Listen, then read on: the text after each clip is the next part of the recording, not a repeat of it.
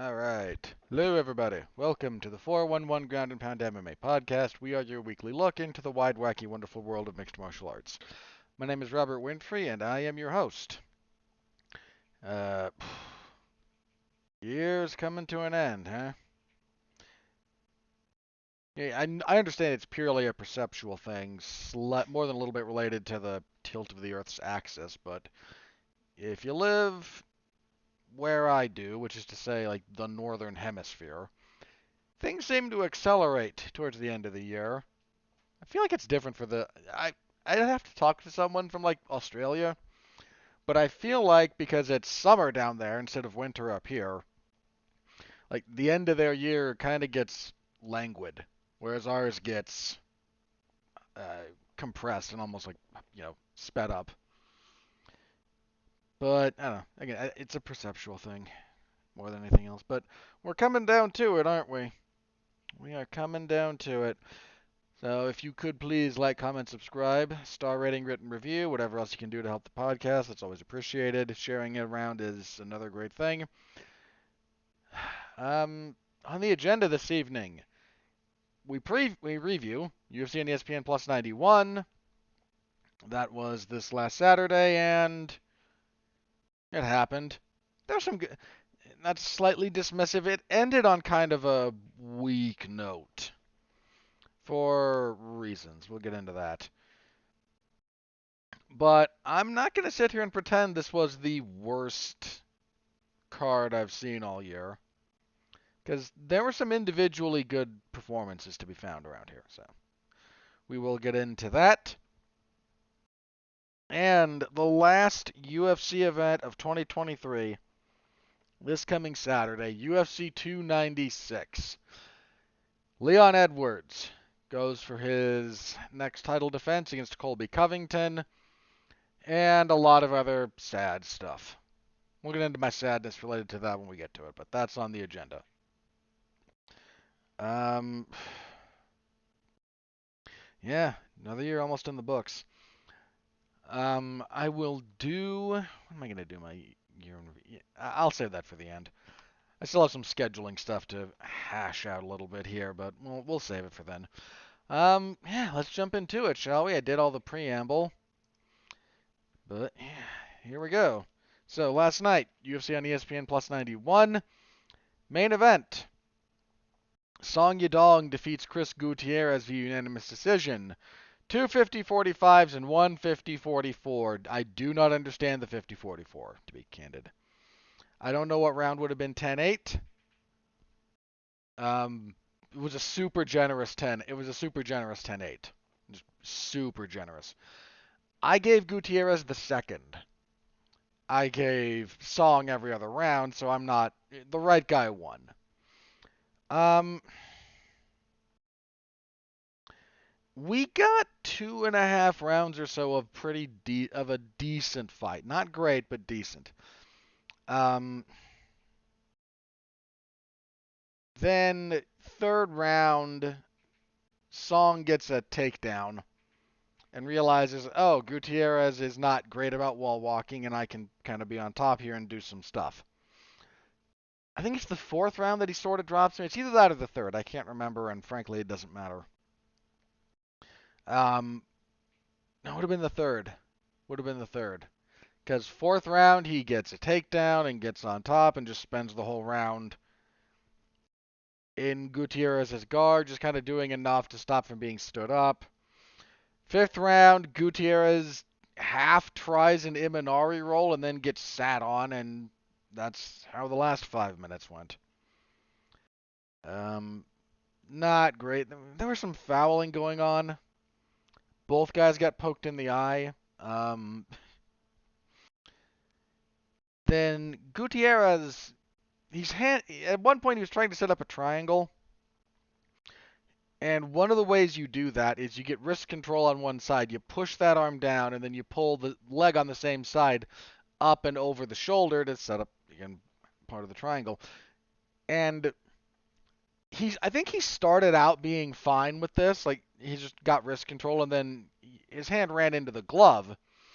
But it's okay if the glove is there as a point of leverage. What you're not allowed to do is grab inside the glove for leverage. which is what he wound up doing eventually, just through the course of hand fighting. So, probably the first 2 rounds are the best of this fight, and they're somewhat worth watching. Um, Gutierrez fairly active with his kicks, but little bit got pressured a little bit, and the power that Song was able to bring towards him ultimately kind of set him on his heels once or twice. Then the wrestling just became a big problem for him. Once Song realized, oh, I can out wrestle you, and here we go. Then this turned into an MMA fight from like 15 years ago. Man, I feel like for the last like 5 or 6 years, we've been saying about Song, if he developed a good jab and could cut off the cage effectively, boy, would he be in a really great position. But what's the? Isn't that like Watchmen, right? Like the Watchmen comic, where it's Doctor Manhattan doing the year is whatever, same thing. 10 years later, same thing. Like it's a little bit like that with Song. Like it's 2007. When did he debut in the UFC? Hang on, make sure I get this right. He debuts, yeah, 17, very end of 17. So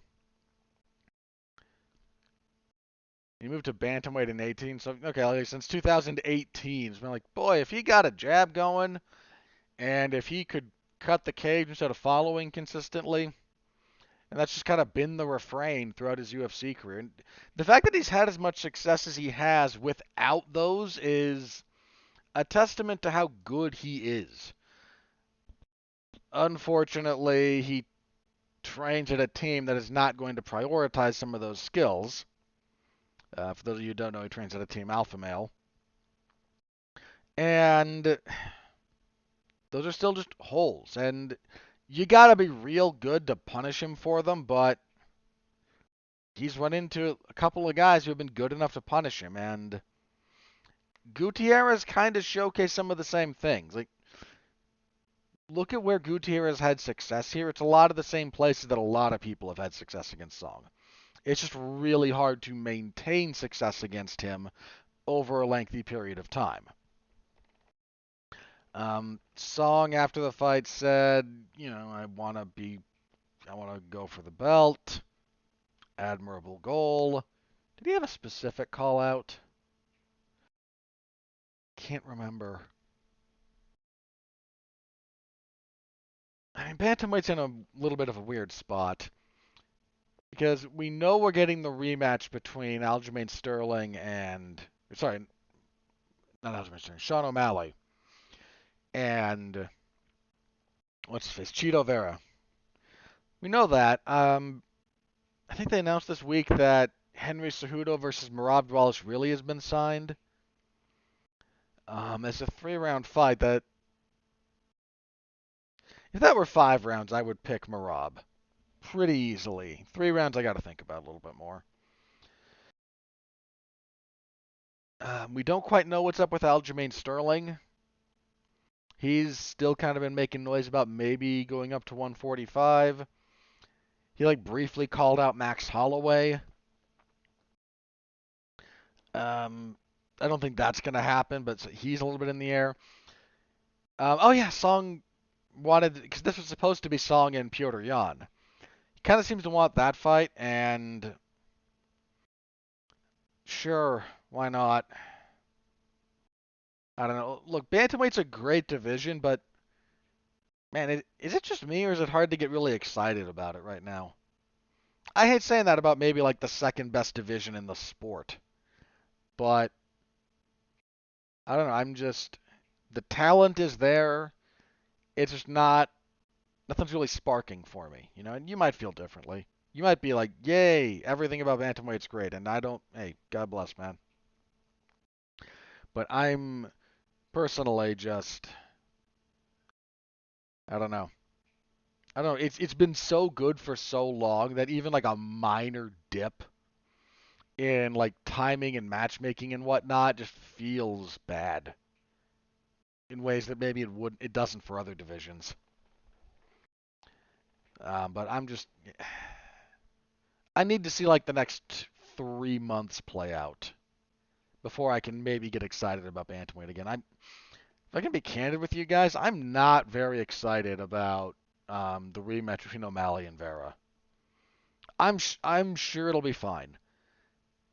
I don't think it'll be a bad fight, but I, I'm not jumping up and down over it. I'm much more excited about like Volkanovski and Topuria. I'm even more excited. This is going to sound really weird.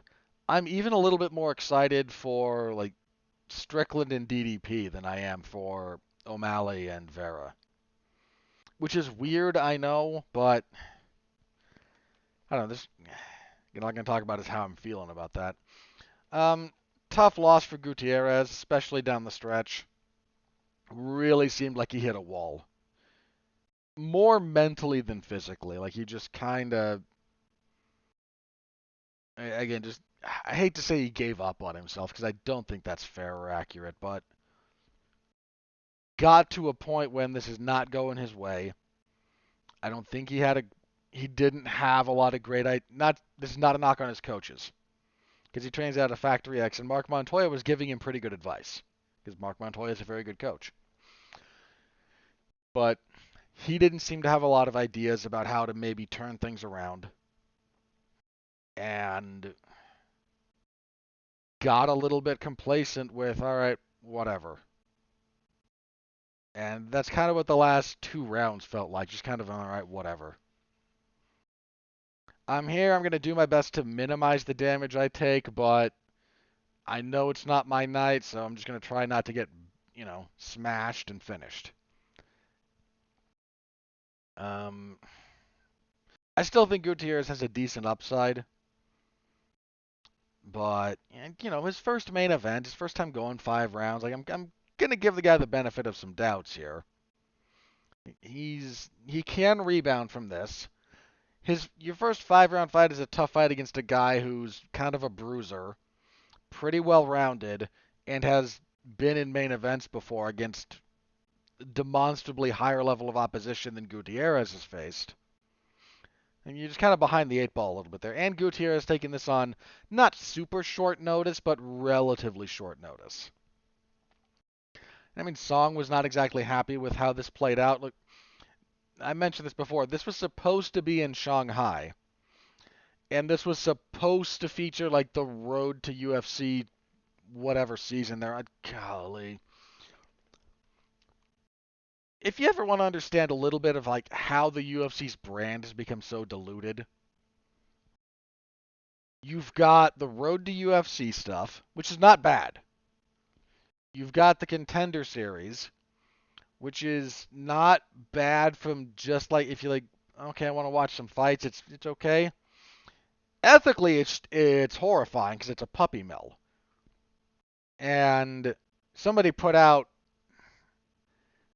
there's a graph out right now of like, hey, here's all the guys from different seasons of the Contender Series, which ones made it to the UFC, how they've done, and this skews depending on how recent you get.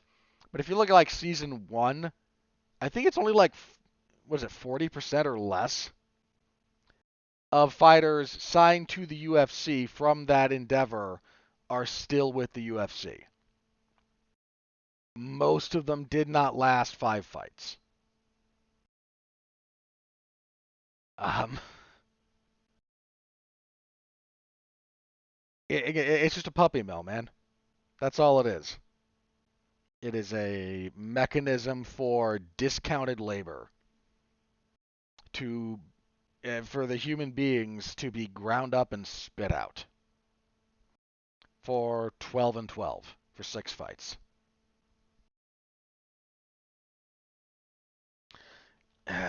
So again, ethically, it's a little horrifying.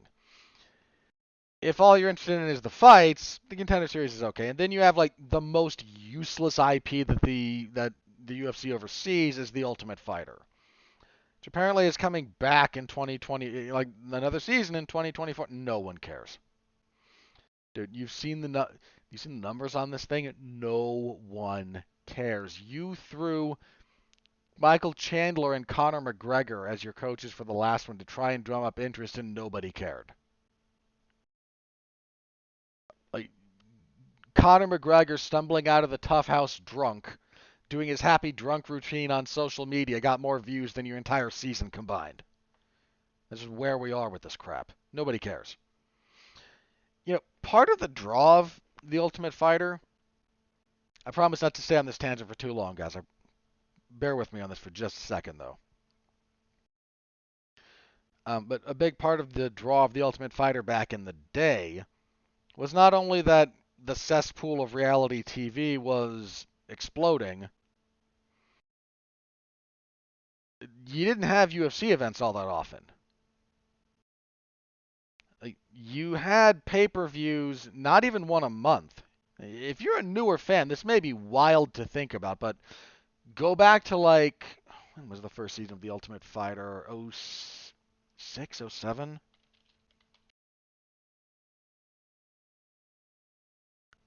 Um, 05.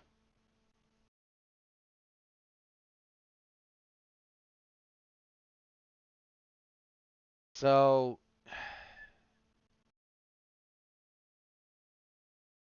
why is this such a pain to find?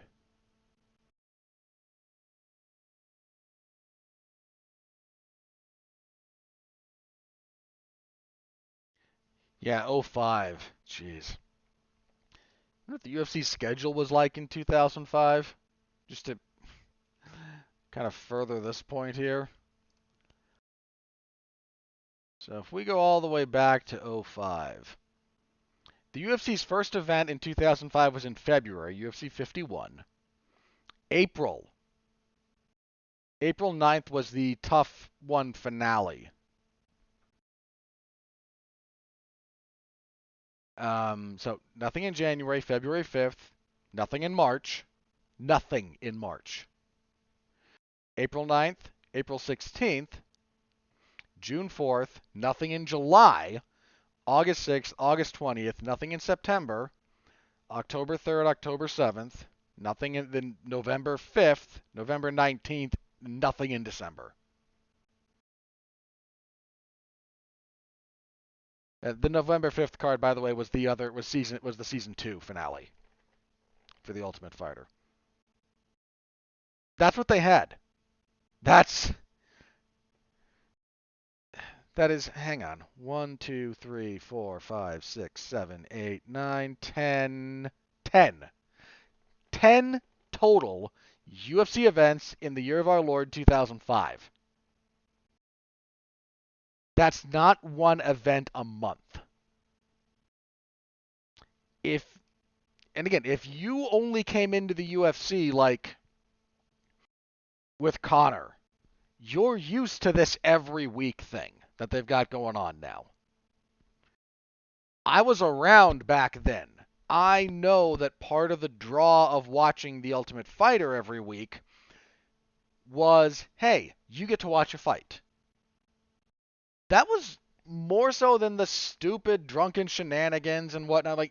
For a big portion of the fan base, you watched this because I don't have any MMA to watch, or I struggle to find it, and I get to watch a fight at the end of this.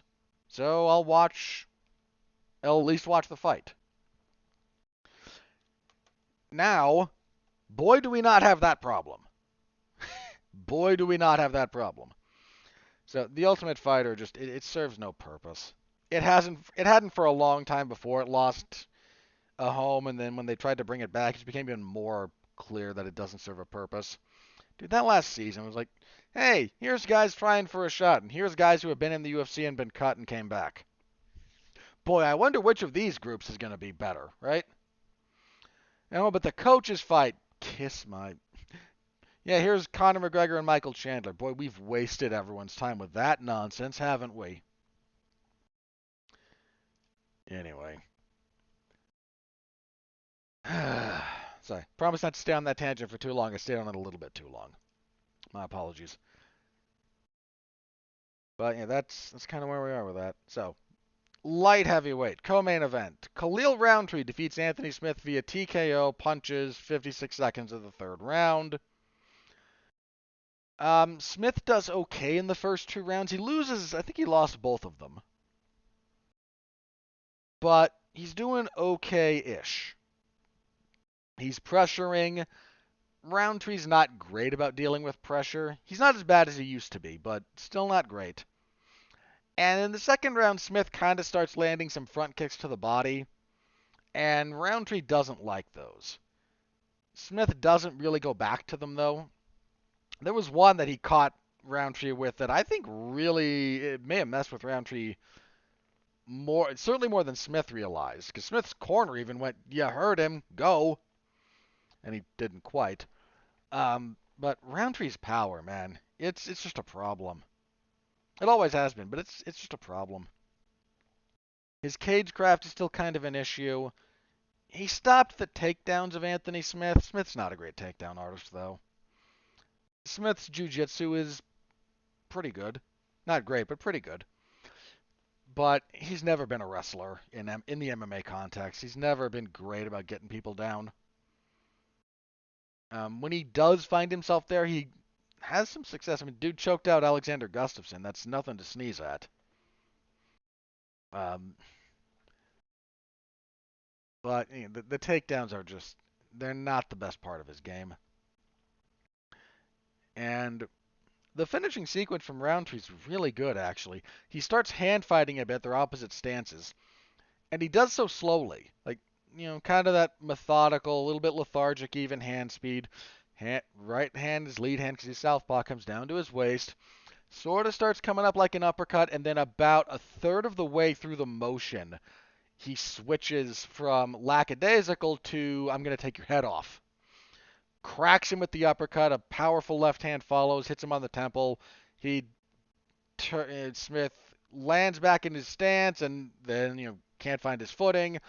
Drops. Roundtree kind of stands over him, looking with his left hand raised up like "I'm going to come down with a big old hammer fist."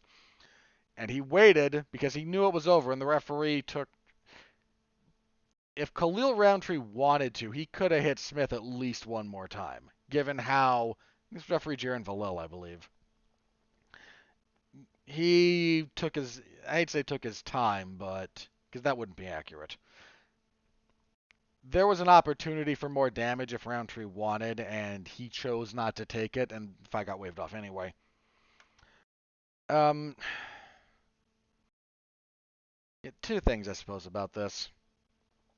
One, let me start with a negative.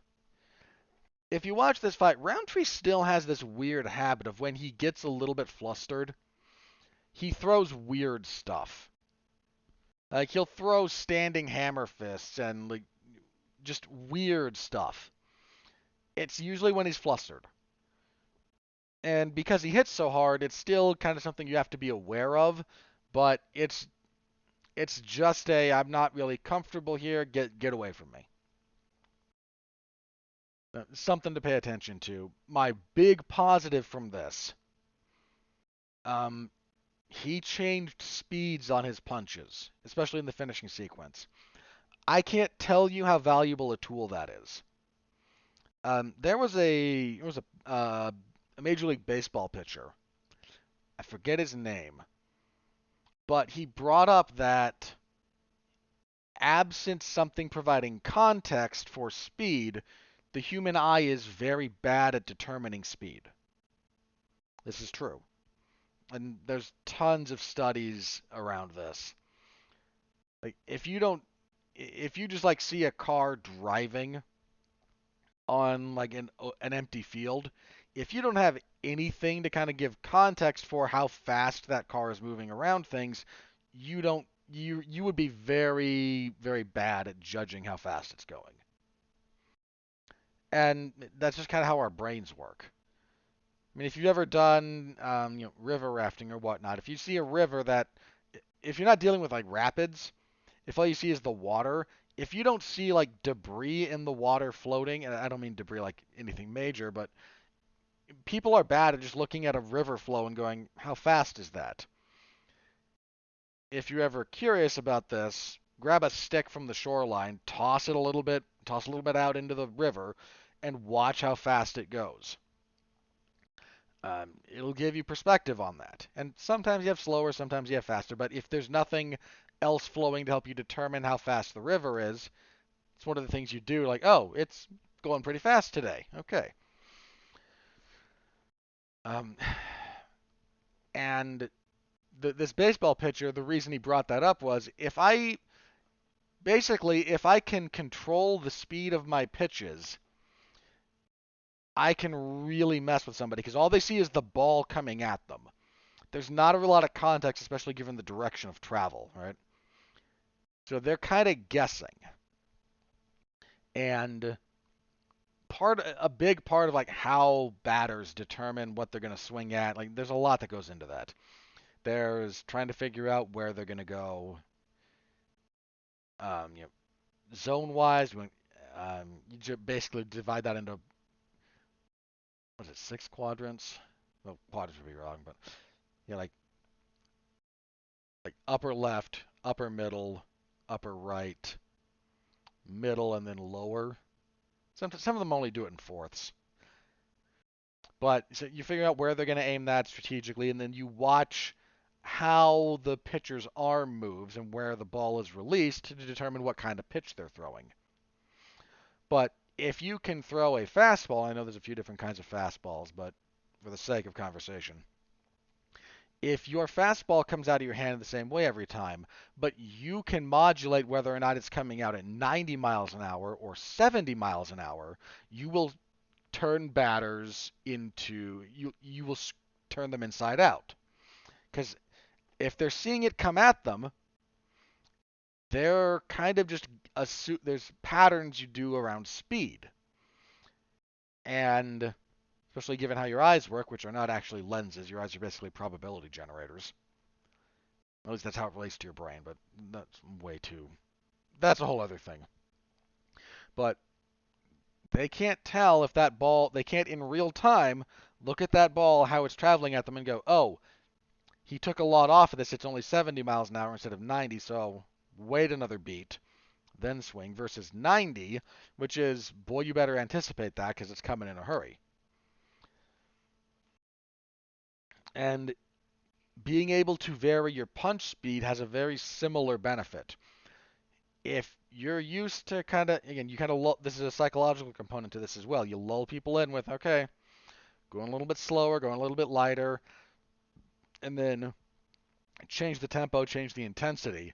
You will catch people off guard, and catching them off guard is almost as important as landing cleanly, maybe more so.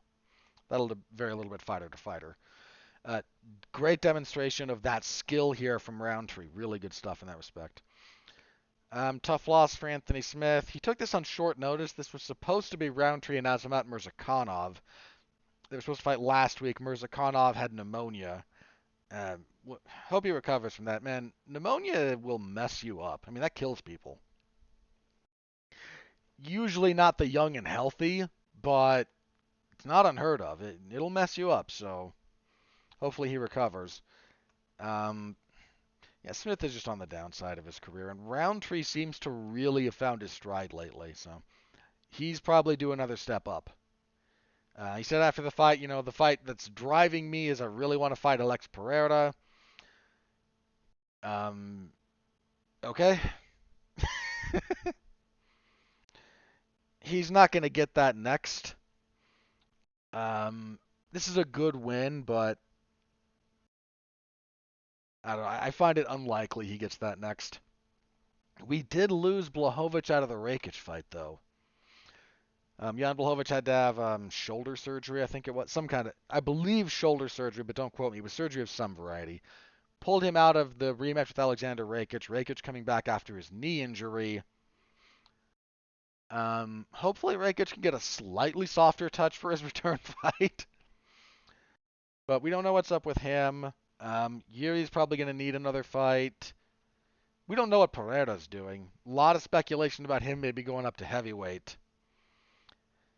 Who knows? Just who the heck knows? I appreciate Roundtree saying that's the fight driving me. putting it out there into the public consciousness. Not the worst idea in the world. Probably going to need one more win, but light heavyweight's also still very open. See, lightweight Nasrat Haqparast stops Jamie Malarkey, 144 the first. Just clubs him with a left hand. Then a barrage grabs the single collar tie, uppercuts, drops him again, gets the stoppage. Good win for Haqparast. He looked pretty good here. Bantamweight between two flyweights. This was supposed to be Sumudarji and Alon Nascimento. I think that's the fight I previewed. Nascimento falls out. Tim Elliott steps in. And Tim Elliott, first round, technical submission, arm triangle, 4:02, the first round. On the feet, Sumudarji had some success. He landed his left hand. Elliott kind of gutted through it because, Sumudarji does not have thunderous power. You don't really want to get hit consistently by him, but Elliott's got a bit of a chin. But once he got the takedown, Elliott just good overall grappling, passes, threatens, threatens the arm triangle, gets the back. Some more threats there, goes back to the arm triangle. Pretty good win from this was contested at bantamweight because of the short notice. Elliott after the fight said, I'm pretty sure my title aspirations are over at this point. He's probably right about that. And Paul Felder, bless him, doing the interview said, no, I think you had a lot left in the tank. Like, I get you're just saying that because that's what you're supposed to say. But I think Elliott's self-assessment there is probably correct. But he does still have stuff he wants to show. He's not retiring. He was like, what am I doing this for? There's a lot about my skill set that I haven't been able to show in the octagon, so I'm going to keep doing that at flyweight, and if you need me in short notice, I am fine to do that at bantamweight. Good win for him. Tough setback for Sumudarji, but hopefully he can learn from it. Pretty decent. Good finish, actually. Some of the way that Elliott set up that arm triangle was kind of sweet. And kicking off the main card, Andre Muniz defeated Junyoung Park via split decision, 29-28. I scored this for Park. I don't think it's wrong to score it for Muniz. I just disagree. Muniz, first round, just spends it on Park's back, not even on the mat. Just like, I've got the rear waist lock, and I'm going to take you down, then you get up, and I take you down, and we just did that. Second round looked to be a little bit more the same. Park landed a bit on the feet before they got tied up. Then Park breaks his hooks and turns into him and spends the last, I want to say, minute or so on top of Muniz, trying to punch him and elbow him in the face. I thought he stole that round. Third round, I also gave to Park. Or was that this first? No, it was the second and third. I think I gave to Park. But so the long and the short of that was, as a scoring issue, if you give Muniz rounds 1 and 2, I don't wholly disagree. Did I give Muniz the third? I can't remember, and frankly, I don't care. One of my only issue here, and this is a scoring issue. There was a judge who gave Park the first round, but not the third. My issue with that is it's wildly inconsistent. If you give Park, was it the first or the second? Might have been the first that he stole, and then Muniz had the second. I swear I don't remember that. It's all very similar, so forgive me if I forget some of the rounds confused here. Might have been the first that Park stole, and then Muniz with the second round just had superior control, and then the third I still kind of thought Park edged. In fact, I think that's what it was. For the sake of consistency, now I am compelled to look this up because I do not wish to be Incorrect in my recollections. Yeah, I gave Park the first and the third. Okay, that's what it was. Muniz in the second one just had a lot of back riding, and then in the first, he had a lot of that same kind of stuff, but Park, again, broke his hooks late, got on top for the last minute, and was kind of, elbowing him in the head a lot. But the point there is if you're going to give Park the first, you really should give him the third just to remain internally consistent with your application. Not doing that is a problem. You give Muniz 1 and 2, or sorry, 1 and 3. 1 and 3. Is it really 2 and 3? Yeah. If you want to give Muniz 2 and 3. My issue with the first one is just Muniz had a lot of control, but he did nothing with it. I mean, nothing. Then again, one of the judges also gave him the first one, so who knows. Um, my gripe here is just the inconsistency with that judge. Like, if you thought Park did enough to win the first, he did enough to win the third by your own internal logic. So I thought Park won that. I'm not up in arms over 29-28 Muniz. Not really the win Muniz needed after his skid recently. Still got a lot of the same problems, and people are starting to pick up on his tricks. Prelims. Kevin Jusset defeats Song Kanan via unanimous decision, 30-27 across the board. Really good performance from Jusset here. Keeps Song mostly at kicking distance. Had a real good feel for the range. A lot of front kicks, a lot of jabs. He busts up the right side of Song's face pretty badly. Um, really good stuff out of Jusset here. I slept on him a bit too much in my preview for this. That's on me. He looked good here. Flyweight, Hyun-Sung Park defeats Shannon Ross via TKO, knee and punches, 3:59 of the second. Knee and punches is not entirely accurate. Park hits to start the finish. Ross comes in, looks for like a dipping jab to the body. And as he's kind of stepping in and throwing that, Park, they're both orthodox, throws a left front kick that catches him right on the liver. And if you're familiar with your breathing patterns when you're striking, you exhale when you strike. There's a lot of reasons for this. It gives you a very small biomechanical advantage in your punching power. All the old karate guys will be happy I mentioned that one. So there's that. The big thing it does is brace your core, especially for return fire. And the worst time in the world to get hit in the body is when you're breathing in. So you breathe out when you might get hit. It helps you brace your core. It stops you from getting the wind knocked out of you, because part of what happens when you get the wind knocked out of you is you inhale, your body thinks it's inhaled, you take a force that forces the air out of your lungs, but elements of your musculature are still in the position where, no, we've inhaled. So, that sucks. And you just spend a second or two going, trying to desperately reset your that's not fully parasympathetic nervous system. Your breathing triggers part of it, but trying to reset things like, nope, need oxygen, and then you get it back, and but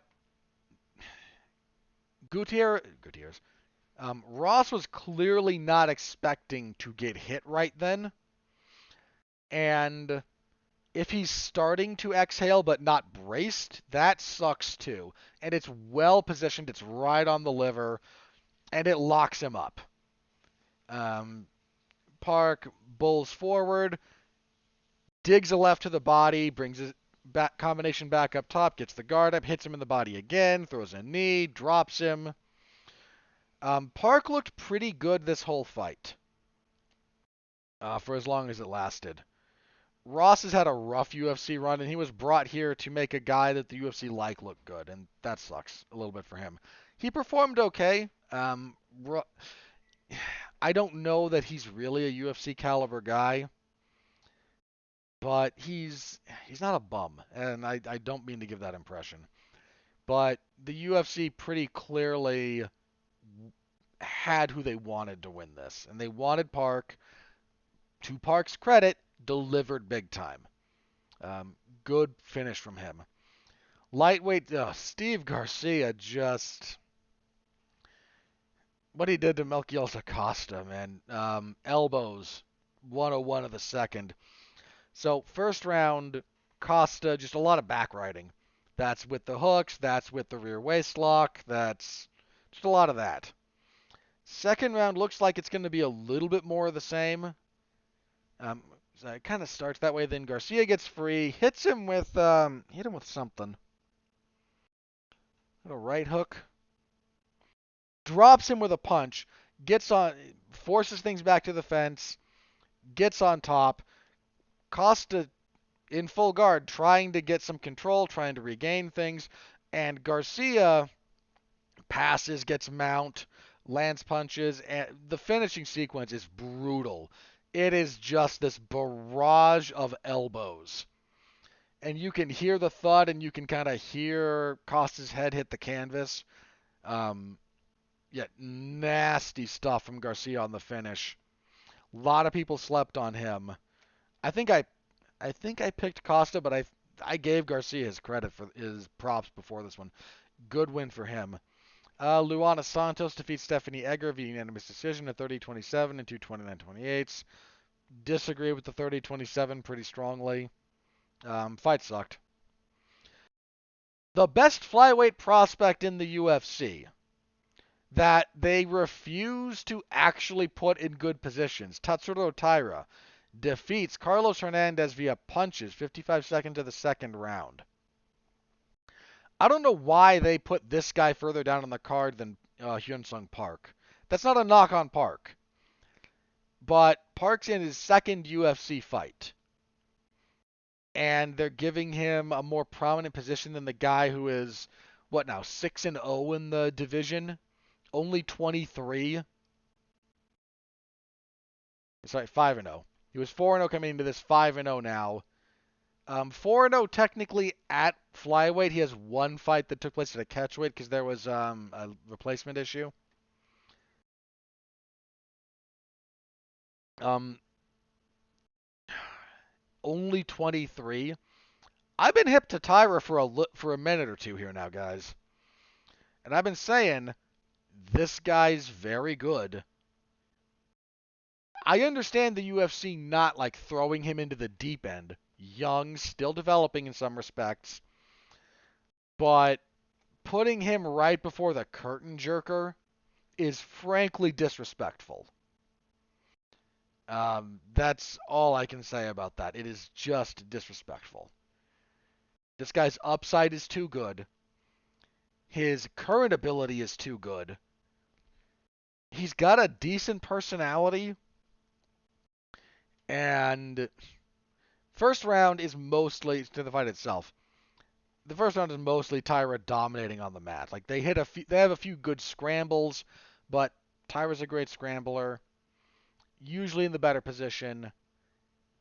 Um, Second round, he cracks Hernandez with a 1-2, badly hurts him, is able to pound him out. You can go back and listen to some of my other shows. I've been singing this guy's praises for a little bit here. Pay attention to Tatsuro Taira. The UFC should be putting him in a more prominent position than almost curtain jerking a forgettable fight night card. This guy could very well contend for the title. Not immediately. Only 23. There's no need to rush that. But fighters, especially in their 20s, man, they gain skills rapidly. He had problems with his striking his last couple of fights. Clearly worked on it. Demonstrated much better striking here. Again, pay attention to this guy. I don't know if 2024 he fights for the belt, but I would bet in 2025 he does. He's that good, and until proven otherwise, he is that good. So watch out for that guy. And kicking everything off, Talita Alankar defeated um, Hayan Amanda via split decision 29-28. This fight sucked.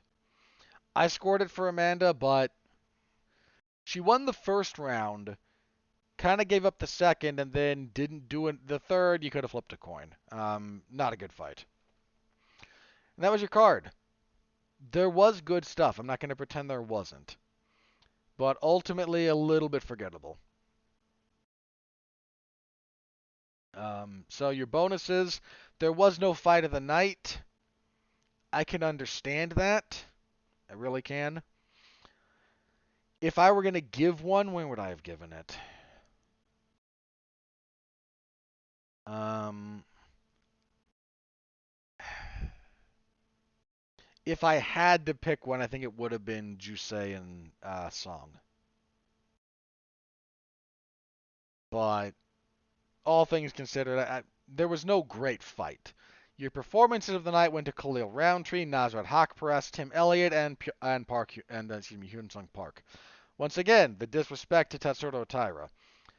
I I don't know why they don't like him, but I'm convinced they don't now. There's enough evidence. They're like, no, we're gonna stick you on the prelims, not just on the prelims, like early on the prelims, and we're just not gonna talk about you.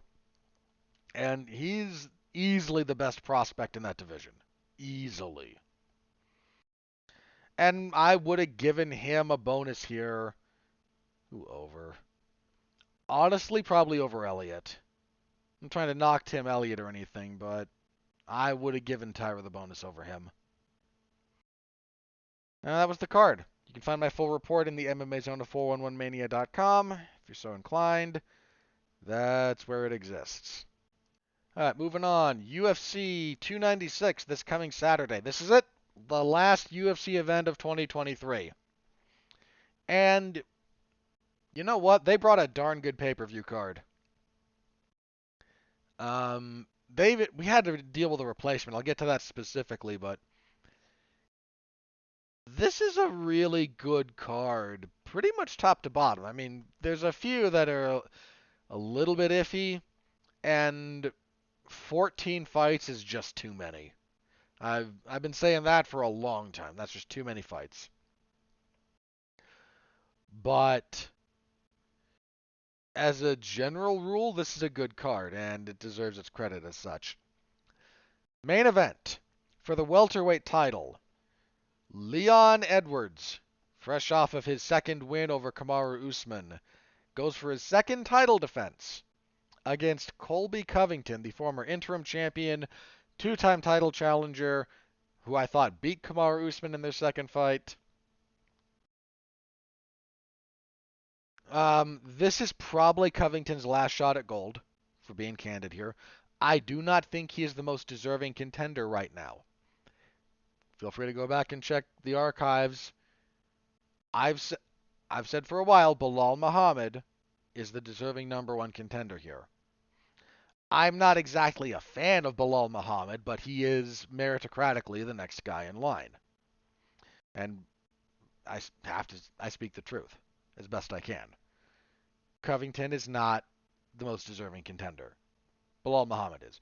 Nobody cares about Bilal Muhammad, so the UFC is looking for any opportunity to do something other than give Bilal Muhammad the shot. I don't like that the promotion does that, but they've done that. That's been the MO for a while. This fight itself, I have gone a little bit back and forth on. Covington is maybe the last gasp from the kind of this older guard at welterweight. Usman is pretty clearly past his prime. He's the second best welterweight champion the UFC's ever had. He is surpassed only by George St. Pierre, and he was kind of knocking on that door before Edwards head kicked him.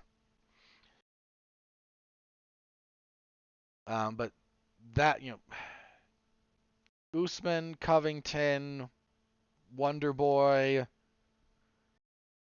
some of the other guys from this era, like Vicente Luque, Santiago Ponzinibbio. that same like group of guys who were very good. And again, one of those was champion, one of them was like, but they've been doing this for enough time has passed that they're about due to be cycled out. Covington is kind of the last gasp of that because Edwards is a little bit younger than that group and just older enough to be fully matured and realized fighter for guys like Bilal Muhammad, Sean Brady, the younger guys coming up right now. Bilal Muhammad, Sean Brady, Shavkat Rakhmonov, other guys we're going to get into.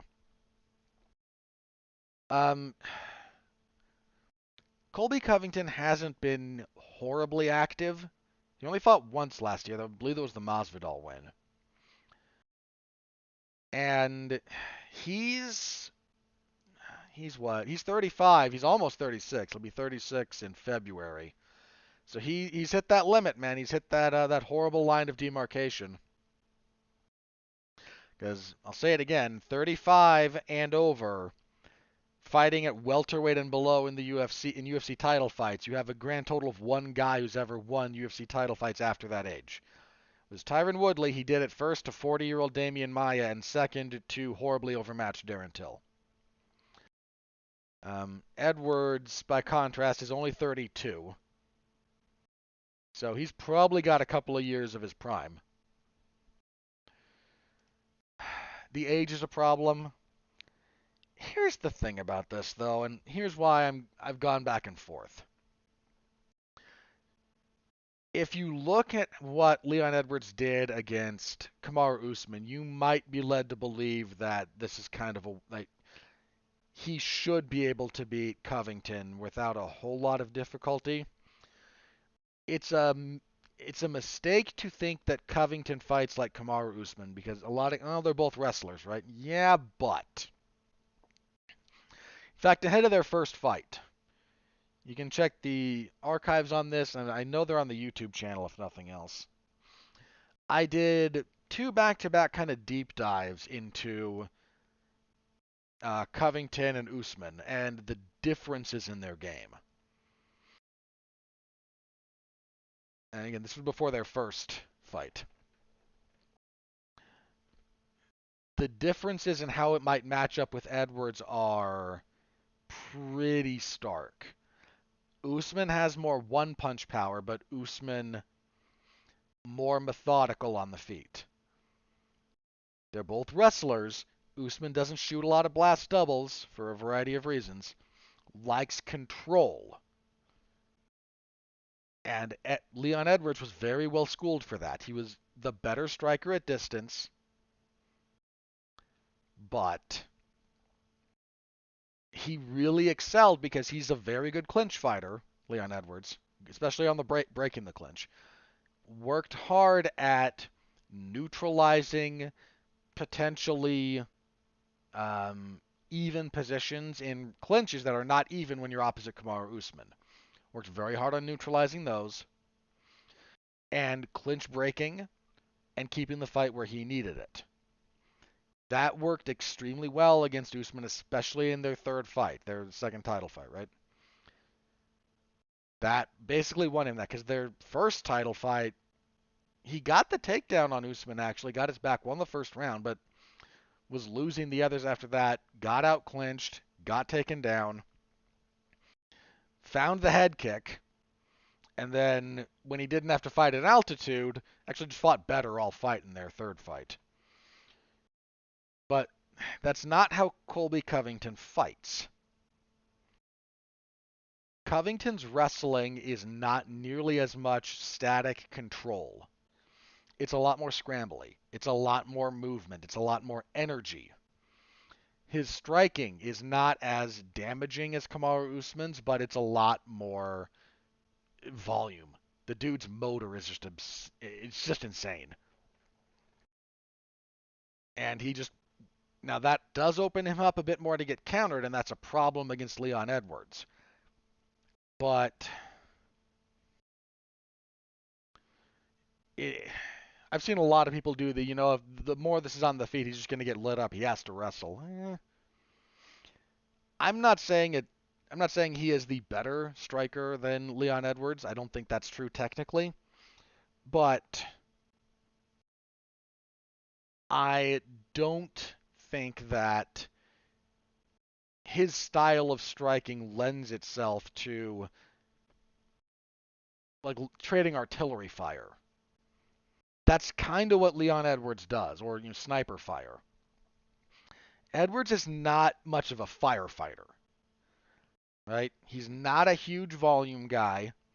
He's accuracy. And that's a big deal, man.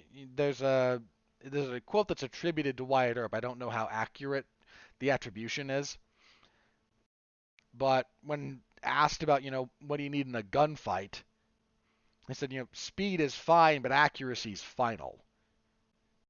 That's very true with firearms. It's pretty much true with striking as well. And Edwards prides his accuracy. Like, that's his big thing. I feel like in that most recent Usman fight, he threw fewer total strikes than Usman, but landed more total strikes than Usman, which is a heck of a thing to pull off. And he's got some power. Uh, and if Covington is complacent with him, he can get hit. We've seen him hurt before. He can absolutely get finished by Leon Edwards. But Covington doesn't strike like Usman. He wants a firefight. He wants to bull forward, he wants to get in close, and he wants to overwhelm you. He just throws everything but the kitchen sink at you. Feel free to double check the numbers in the Lawler fight. They were absurd. Even both of his fights with Usman. He's just doing a lot. And that can be a problem for Edwards.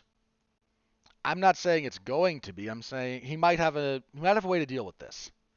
But he needs a way to deal with that because Covington is going to force that issue. And the style of wrestling is very different. It's still going to be a problem trying to clinch break. Covington can get a little reckless there. This is kind of why I've gone back and forth on this. It's not Covington's a wrestler, he's got an advantage. It's about the style. It's about the style of fight that Covington brings. That dude's nickname is not Chaos for nothing. He likes high energy. He likes high output. He likes a speed race. He likes a sprint. Because he has firm belief that he can fight at a higher pace for longer than you can. And as a general rule, that's been true.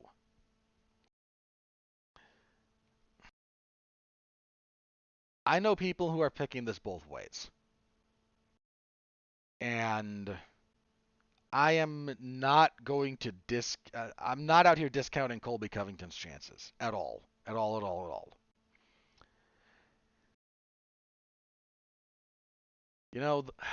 Okay, here's the other thing. And this is like voodoo BS. But I am going to say it for the sake of saying it out loud. So, about 6 months ago, somebody pointed out that this got circulating online. Hey, look at these fights that are coming up. Because in the next little bit, we're going to have Aljamain Sterling versus Sean O'Malley. We're going to have Israel Adesanya versus Sean Strickland. And we're going to have Leon Edwards versus Colby Covington. Somebody pointed this out. This was like a Twitter thing for a little bit before it started happening. It's entirely conceivable that these three guys, representing like three entirely different generations of like, I don't mean this, that represent like three generations of bad behavior. And if you're curious what I mean by that, allow me to propose the following to you. I don't know any of these people enough to make moral judgments about their character. So let me start there. This is about their public personas. And in the case of a few of them, in the case of Covington, I know his public persona is very different from his personal life. I know that. Is there some overlap? Yes. This is not a wild disconnect, but he's a guy who has amped things up for the sake of the public because you kind of needed to. And I don't think Sean O'Malley is quite as he appears to be, but I don't know, I might be wrong about that one. Anyway, Sean Strickland actually is just kind of what you see is what you get. But if you look at, like, again, elements of bad behavior that they could represent, Sean Strickland's like that old school, like Call of Duty lobby guy, probably saying the N word at a point in time. Then Covington is the political troll, and Sean O'Malley is the like not quite misogynist for the current generation, like towing that line. And so you got these like theoretical three generations like that are representative of like bad behavior. And I'm sure there's some idiots out there going that yeah, there's also three white guys beating three black guys. But it got brought up like, hey, by the end of the year we could have this. All three of these guys could be champions. And then O'Malley over Sterling I thought it was unlikely, but not surprising. Strickland over Adesanya was mind blowing. Like, never saw that one coming.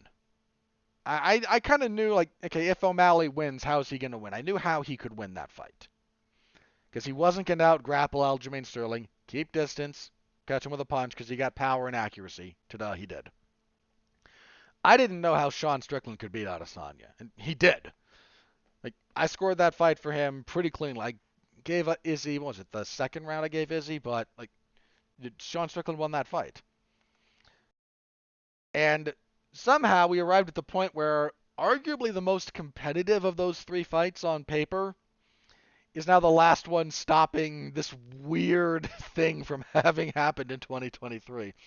And because this is MMA, like that being completed via Covington winning the welterweight title would be the funniest thing. And I know people whose opinion I respect a lot who are leaning towards Covington here. And I understand why. And I've gone back and forth on this one. Ultimately, I'm leaning towards Leon Edwards for the following reasons. One is the age. It's not insurmountable, but boy, is that a big hurdle for Covington to overcome. The activity is a bit of an issue because Covington, again, I'm pretty sure it was the Masvidal fight, right? Confirm that. Yeah, that was March of last year. So he's been out for over a year and a half. And he's not been horribly active lately. He fought twice in 2019, once beat Robbie Lawler, then lost to Usman. Once in 2020 when he beat Tyron Woodley. Once in 2021 when he lost the decision to Usman. I scored that for Covington, but I don't think it was. I'm not up in arms over Usman getting it. And then once in 2022 when he beat Masvidal. That again, that's kind of where we are. So that's a little bit of a problem for me. The age and Leon Edwards' ability to fight in the clinch, I think, is going to be. Usman didn't want to fight in the clinch with Covington in any of their fights. He was good about stopping it from happening because Covington getting close means he can force a lot of activity. Edwards being able to fight in the clinch as well as he does, I think, will also be kind of a problem for him. Now, this is a slight lean. I take Colby Covington's chances of winning this fight very seriously. Both men are southpaws, which might screw up some of what I think Edwards in particular does a little bit more fighting of open stance and does a lot of rear leg kicking because of it. I think that might be a problem for him. I think if when Covington gets rolling, like, again, man, his motor is nuts, his output is insane, and he just kind of drowns you in the activity and the chaos. I take his chances very, very, very seriously. I'm just I'm just leaning ever so slightly towards Edwards. Part of me is kind of hoping Covington wins again, just for the meme at this point. Like just so we can say, hey, look what happened in 2023. Sean O'Malley beat Sterling, Sean Strickland beat Israel Adesanya, and Colby Covington beat Leon Edwards. And just the era of like three different generations of dude bro has returned to rule the MMA landscape. Um, I wouldn't have a lot of hopes for a long Covington reign. I don't know how much I think Sean Strickland's going to have a long reign. He's got to fight DDP. And I'm not I will never sleep on Sean Strickland's chances of winning a fight again. That's not the same as saying I like his chances. I'm never sleeping on him again, saying I don't know how he can do it. 'Cause he did something I already thought he couldn't do. But that's where we are again. I'm leaning towards Edwards, but the part in me that just likes watching segments of MMA burn is kind of hoping Covington wins because it amuses me. Anyway, that's your main event. Not the most deserving number one contender in the form of Covington, but it's a good fight. I'm not complaining about it. On a merit base, it should be Bilal Muhammad and Leon Edwards, and it would sell a lot less. I also think that I picked Leon Edwards to beat Bilal Muhammad when they had the no contest. In that first round, he beat the crap out of Muhammad before the eye poke. And I'm not one of those guys who's like, oh no, Bilal wanted a way out. No, dude got poked in the eye and couldn't continue. If you didn't want that to happen, Edwards shouldn't have poked him in the eye. But I would favor Leon Edwards to beat Bilal Muhammad without a lot of consideration there. Like, that's just a bad matchup for Bilal. Covington might be a bad matchup for Edwards.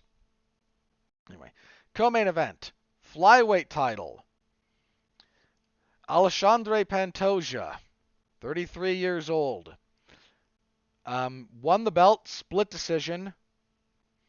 His last fight, July of this year. I'm glad he took as much time off as he did, man. If y'all remember that fight, his fight with Brandon Moreno, that's on my shorter list for fight of the year. Man, that was a war. That was an absolute war. And he gutted his way through that. He really did. Um, those two, man, you talk about fights where you're like, we're going into the basement level of hell. And those two, man, that's where they went. If, how do I phrase this? When you're pushed that far, weird stuff comes out of you. Especially if you've never really been to that part of yourself. Because there comes a point when it's not physical anymore, when it is psychological and emotional.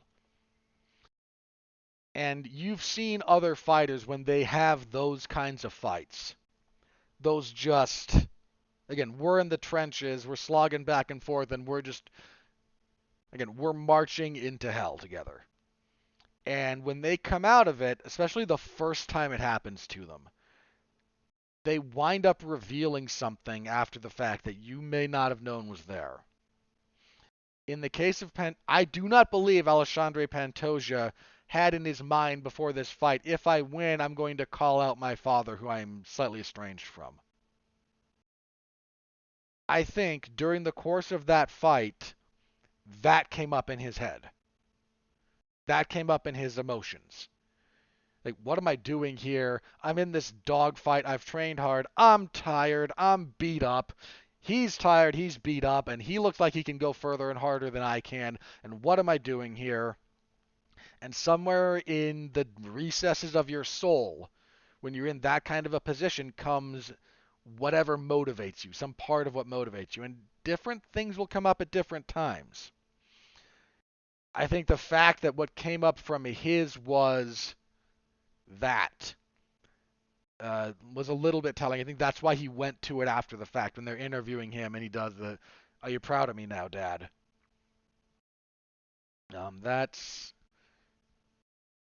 And again, you go to the basement level of hell, you will find stuff in your basement that you did not know was there. And he and Brandon Moreno took lumps and years out of each other in that fight. It's one of my biggest concerns about him in this fight is just you can't do that very often. Now, to his credit, I don't think he had all that often. I mean, Pantoja's had a very good UFC run. Um, his only loss is he lost early in his career to Dustin Ortiz, won 3 fights, lost to Davison Figueiredo in a good fight. Figueiredo, of course, would go on to become champion. Beats Matt Schnell, loses to Askar Askarov, who unfortunately wound up retiring, but had a dude. Askarov was very good and hasn't lost since. He beat Manel Kopp. He choked out Brandon Royval, who's his opponent here. He submitted Alex Perez with a neck crank, and then he wins the title in this blood and guts war. And it's a good run he's on, but there's always question marks when you have one of those fights. Because, man, you are dumping out everything you have. Athletically, emotionally, mentally. You throw everything you have at that. And then you pick up the pieces. And the thing about that is you never get all of them back. You never get all of them back. You might be able to assemble enough. But every one of those fights, you lose something. This has been true in boxing forever. It's always been true in MMA. Those fights, you lose stuff you can't get back. It's not an accident that certain fighters, after being in those fights, change their style. If they don't stick around very long because you can't do it. Dude, Justin Gaethje could not have kept doing what he was doing. He could not. It just wasn't sustainable. He was. Look at how much of himself he threw out there to fight Michael Johnson. It's a great brawl. I love that fight. I really do. But good grief, man. Did you not have to march into the darkest corner of hell to beat Michael Johnson? You chose to because that's how you fight. You kind of have to fight that way against Eddie Alvarez. And you pretty much have to fight that way against Dustin Poirier. Because Dustin Poirier fights that way too. But he retooled after that by necessity. He could have tried to fight that way against the next guys he fought. He could have tried to fight that way against James Vick, Cowboy Cerrone, Edson Barboza. Like, he could have tried that.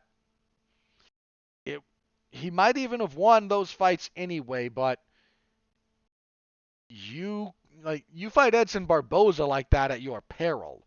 He still had the action hero in him against Barboza, mostly because he wanted to pressure Barboza.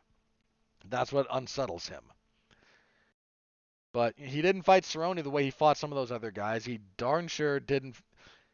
He darn sure didn't even fight Michael Chandler. Like, those two went into hell anyway, because of course they did. But Gaethje's style has shifted. Like, when he came out after one of those fights, might have been the Poirier one, and said, "Yeah, I've only got like 3 or 4 more of those in me. I can't do that every time." He's only had one of those since. I would only consider the Chandler fight to be one of those fights. He was just, you could maybe argue the Ferguson fight, but he spent so much of that fight just being better. Being a terrible matchup for Tony Ferguson, just bludgeoning him.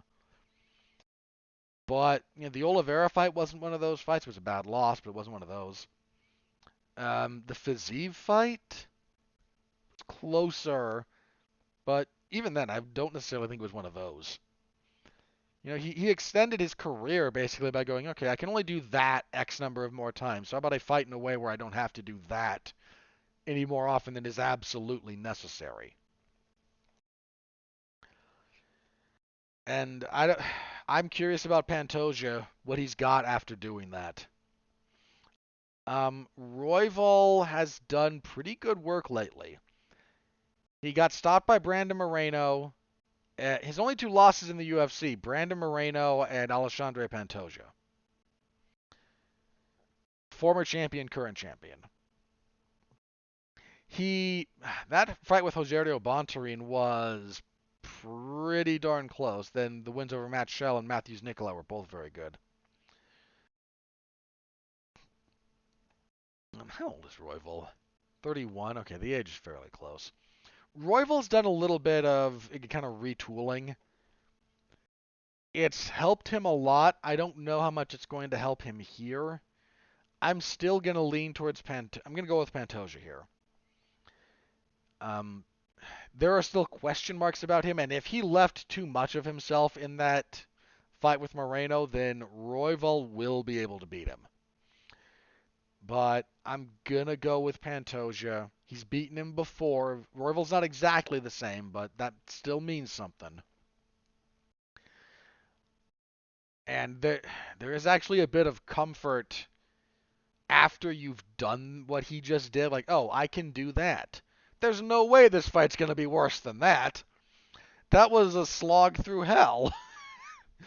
And Royval might be a very tough fight, but, I kind of doubt it's going to be a repeat of the Pantoja Moreno fight. Like, I find that unlikely. So I'm going to go with Pantoja, but once again, I'm not sleeping on Royval. He's very good. And it will not surprise me if Pantoja just left too much of himself in that cage last time. But going with the champion, pretty good fight. Very, very good co-main event title fight. The UFC seems to be trying to reinvest into flyweight at this point, so that's nice to see. All right, next up, welterweight, Shavkat Rakhmonov versus Stephen Wonderboy Thompson. Stephen Thompson pissed off the UFC when he refused to fight Michel Pereira after Pereira missed weight. UFC got pissed at Thompson and decided to throw at him this implacable destroyer of worlds that is Shavkat Rakhmonov. Look, I like Stephen Thompson. He's got a great personality. Seems like a very good guy. Got a great YouTube channel. Gives back to the martial arts community. Again, genuinely seems like a great guy. And if Shavkat hasn't tightened up some of the stuff that Jeff Neal took advantage of, he might be in a little bit of trouble here.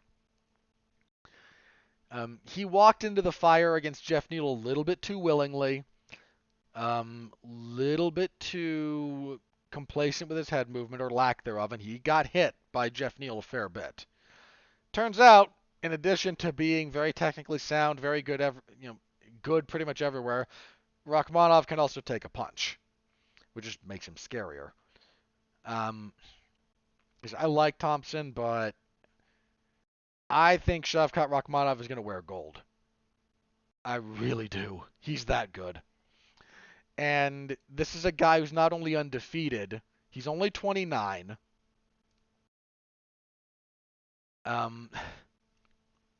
17 wins, 17 fights, 17 wins, 17 finishes, 8 knockout, 9 submissions. Again, good everywhere.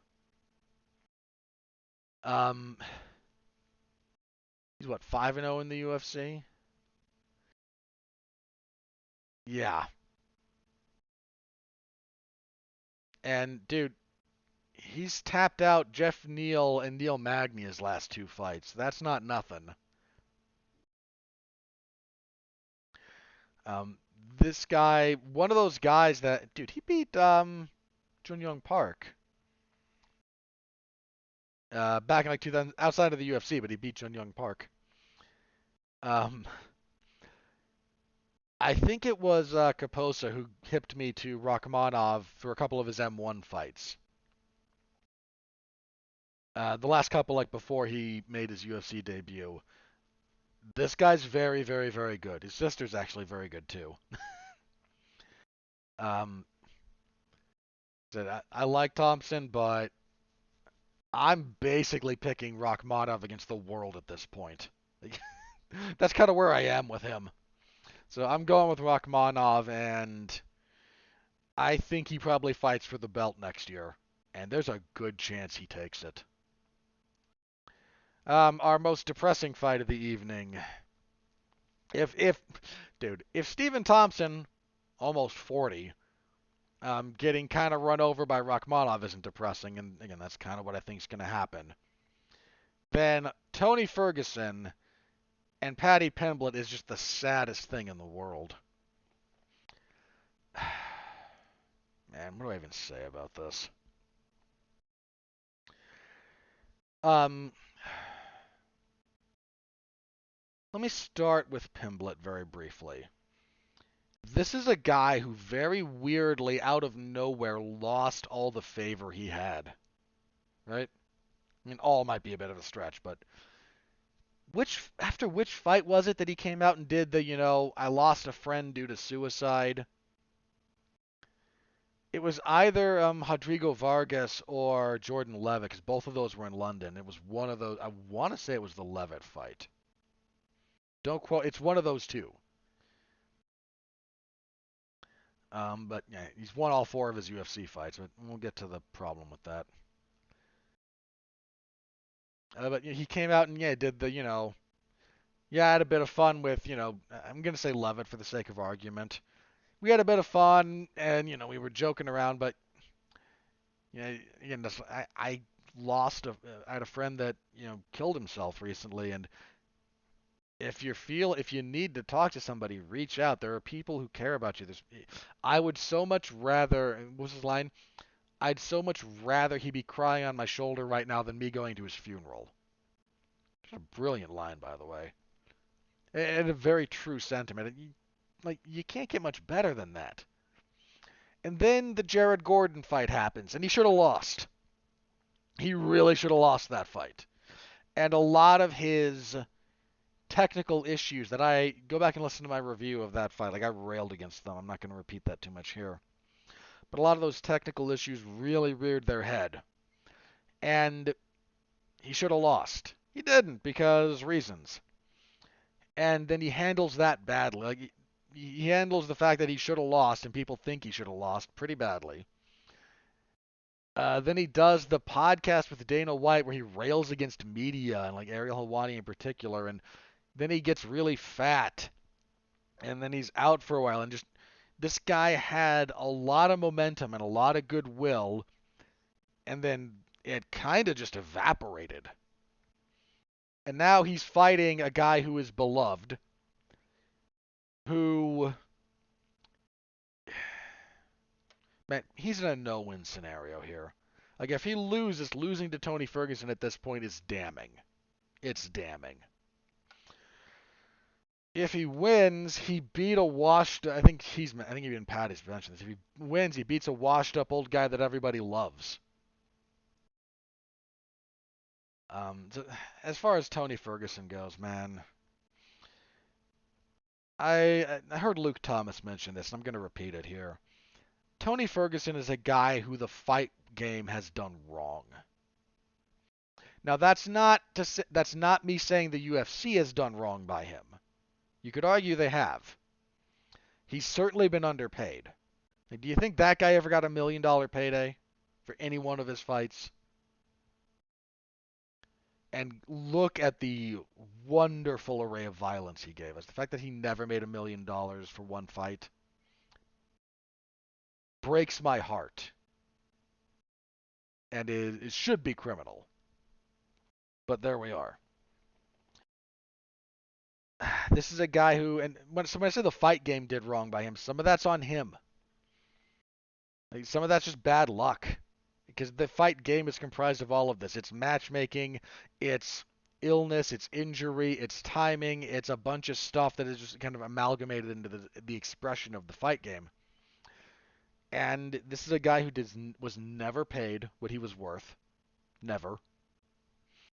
This is a guy who never got to fight for the title. Not the real one. And again, not all of that is his fault. It's not his fault Khabib pulled out of their fight twice. That's not. Like, that's on one of those were on Khabib. It's not really his one of these things is it, but like he pulled out of that Khabib fight twice as well. One of those, he had that lung issue, right? That sucks. But, unfortunate.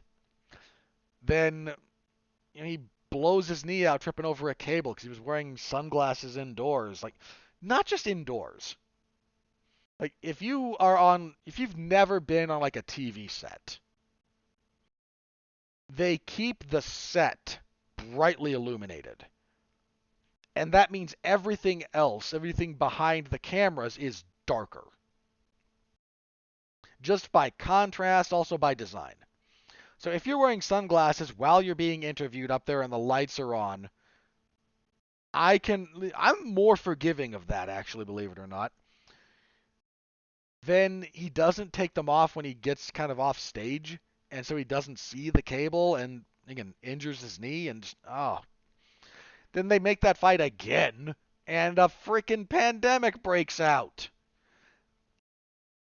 I'm convinced, like, I joked about this, but like if they booked that fight again, we'd just get the second coming before it happened. It'd be the day of the fight and it would happen to prevent those two from fighting because we just can't have that fight.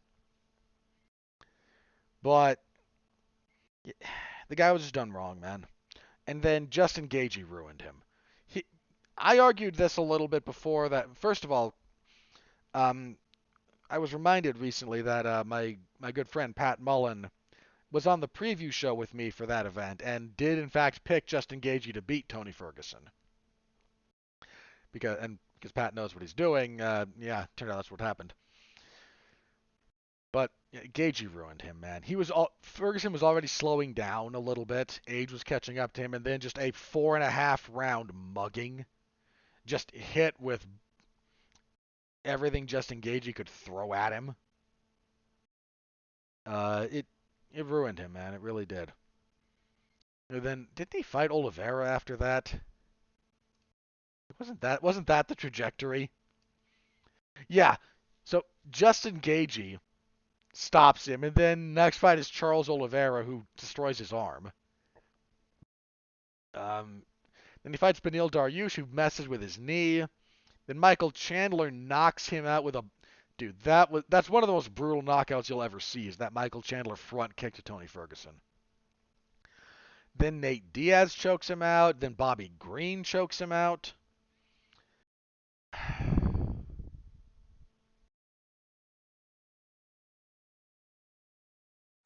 I just,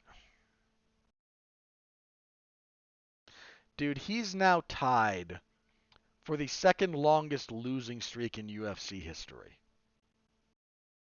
at 6. He shares that dubious distinction with, man, he has both like one of the longest winning streaks in that division's history. Yeah, he is tied with Khabib Nurmagomedov and Islam Makhachev for the longest winning streak in the division's history at 12.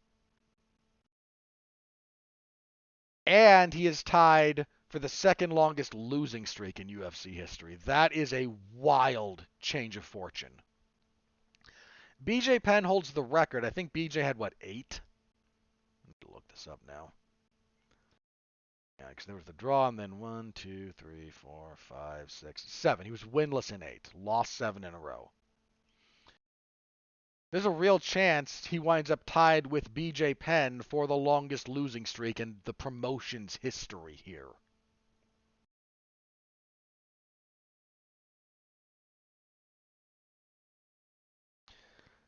Oh, man.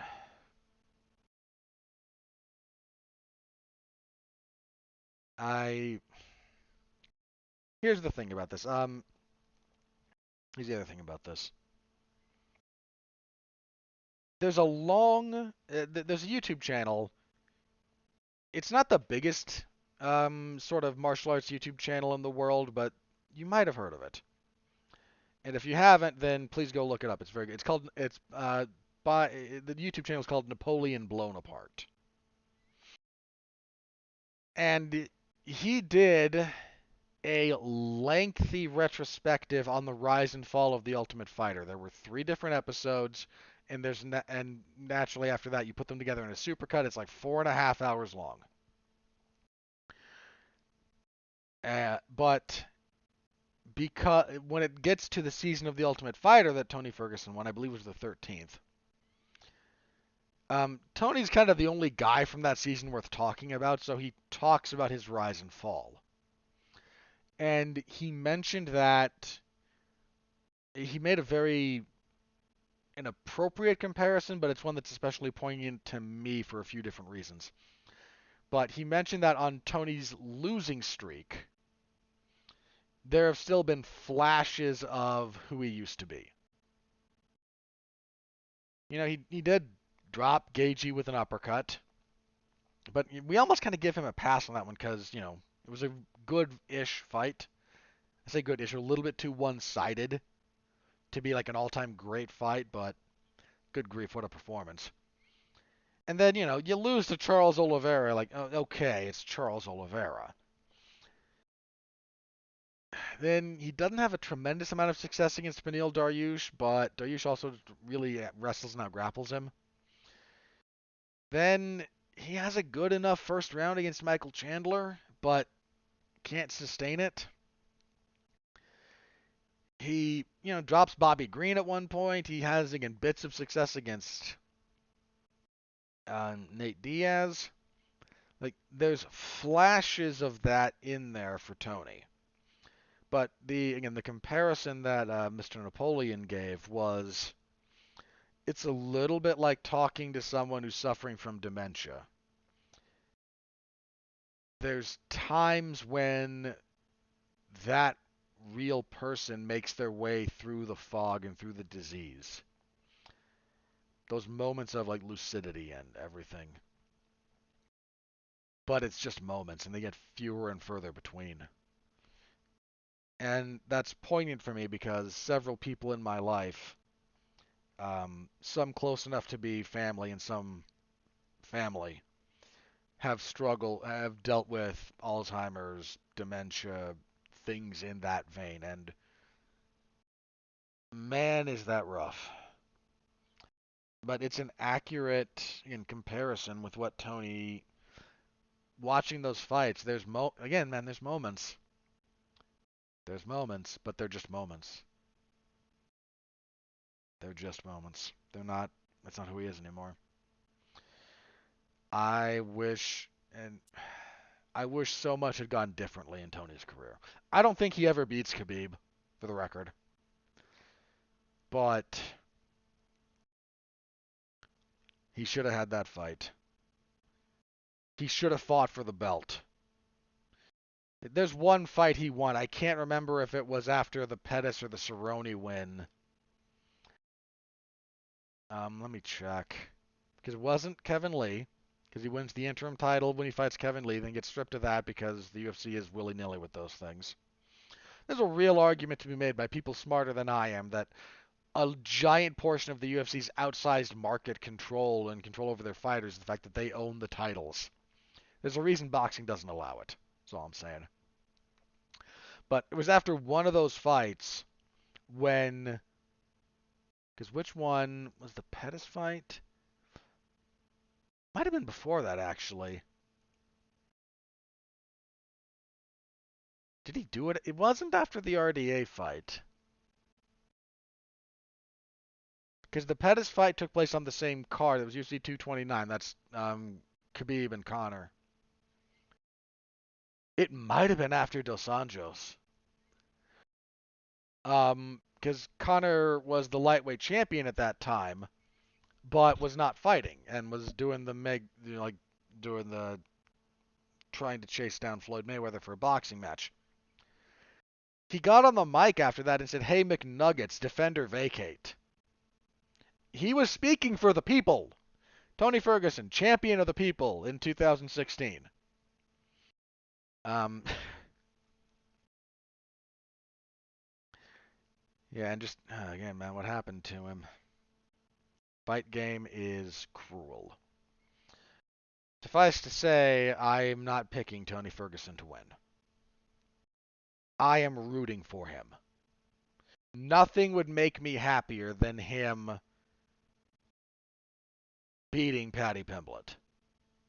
But the fight game doesn't give you that. Not just to Tony, but like to the fans. You don't get you can count on one hand the number of happy endings. And I just don't think this is going to be one of them. All right, moving on from that depressing note. Back to welterweight for Vicente Luque and Ian Machado Guerri. I am not going to be delving into the stupidity surrounding Ian Garry and his marriage, except to say the following. Ian Garry makes a lot of noise. There's a bit of a truism, as I've thought about it, this is true for life in general, but I'm going to limit it to the fight game here in particular. The more noise you make, the more noise comes back at you. Now, there are exceptions to this. There are some people that have on occasion had noise thrown at them that they did not generate. Let me give you two examples of this. So, you want another example of someone who doesn't generate a lot of noise and doesn't generally have a lot of noise come back at them, with one exception. I present to you two different featherweight fighters, both Max Holloway and Jose Aldo. These are not fighters who make a lot of noise. You can find that doesn't mean they don't do interviews. It doesn't mean they're standoffish or whatever. It means they don't make a lot of noise. And consequently, a lot of noise generally does not come back at them. It happened to Jose Aldo once when he fought Conor McGregor. And that went badly for him. The noise messed with him in a lot of ways. Look at Max. Max does not make a lot of noise. Doesn't mean he's not competitive. Doesn't mean he doesn't have the fire in him, but doesn't make a lot of noise. Not a lot of noise comes at Max Holloway. Doesn't matter, lightweight, featherweight, fighting anybody. Not a lot of noise comes his way. Because there's not a lot of value in making noise at Max Holloway. Even if you're, and look, Volkanovski kind of the same way. Like, just not a lot of noise. Conor McGregor makes a lot of noise. And it helped him rise, but there's a lot of noise that came back at him, man, and a lot of it is not good. A lot of it. Khabib's kind of the same way. I don't mean that Khabib is bombastic, because he's not. But when Khabib was fighting, that man was not afraid to make noise. And noise came back at him. It frequently, I think it only got like really ugly when he fought Conor. But, dude, he made noise at Poirier. It was respectful noise, but he made noise. And he was, the other thing about the noise Khabib made, he was not, he was as loud after the fight as he was in the build-up. Part of that's his style. But, yeah, noise came back at him, man, and he just, okay, dealt with it. So you make a lot of noise, expect a lot of noise to come back at you. Ian Garry has made a lot of noise. And I don't think he was ready for it to come back at him. And boy, has it. Look, some of this has to do with his fight against Neil Magny, because in the build-up to that, Neil Magny made a quip about how, I'm a dad now, I'm used to delivering the whoopings. Something to that effect. And Garry got hot about this, like, is he saying he beats his kids? And blew that up, and apparently now, look, if you're Neil Magny and you're, potentially about to be in a custody battle over your children, is making a remark like that in the public a good idea? No, it's really not. At the same time, this is clearly not a sincere expression of his lifestyle. But Garry, again, blew it up. And a lot of people who know Neil Magny took umbrage with this. And again, if Garry were a quieter fighter, a quieter personality, maybe what happens after that is, nothing. Like he says, wait, really? You're saying you beat your kids? And then, nothing really comes of it. But he and his wife are they make a lot of noise. They throw a lot of themselves out there for public consumption. Well, you're inviting a lot when you do that. And in the build up to this fight, and especially because the MMA media ecosystem is fueled by such, I apologize for my profanity, pointless bullshit, everyone blew this up. Everyone blew up that, oh, wait, what do you mean? I'm not going to go into it here because I don't care. I don't care. I so much don't care. What I know is at best polemic talking points from other people. But I know it's sucked up a lot of oxygen. Congratulations, Ian Gary. You made a lot of noise. A lot of noise is coming back at you, and he has not seemed to be handling that very well. Dude's been kicked out of 2 different gyms.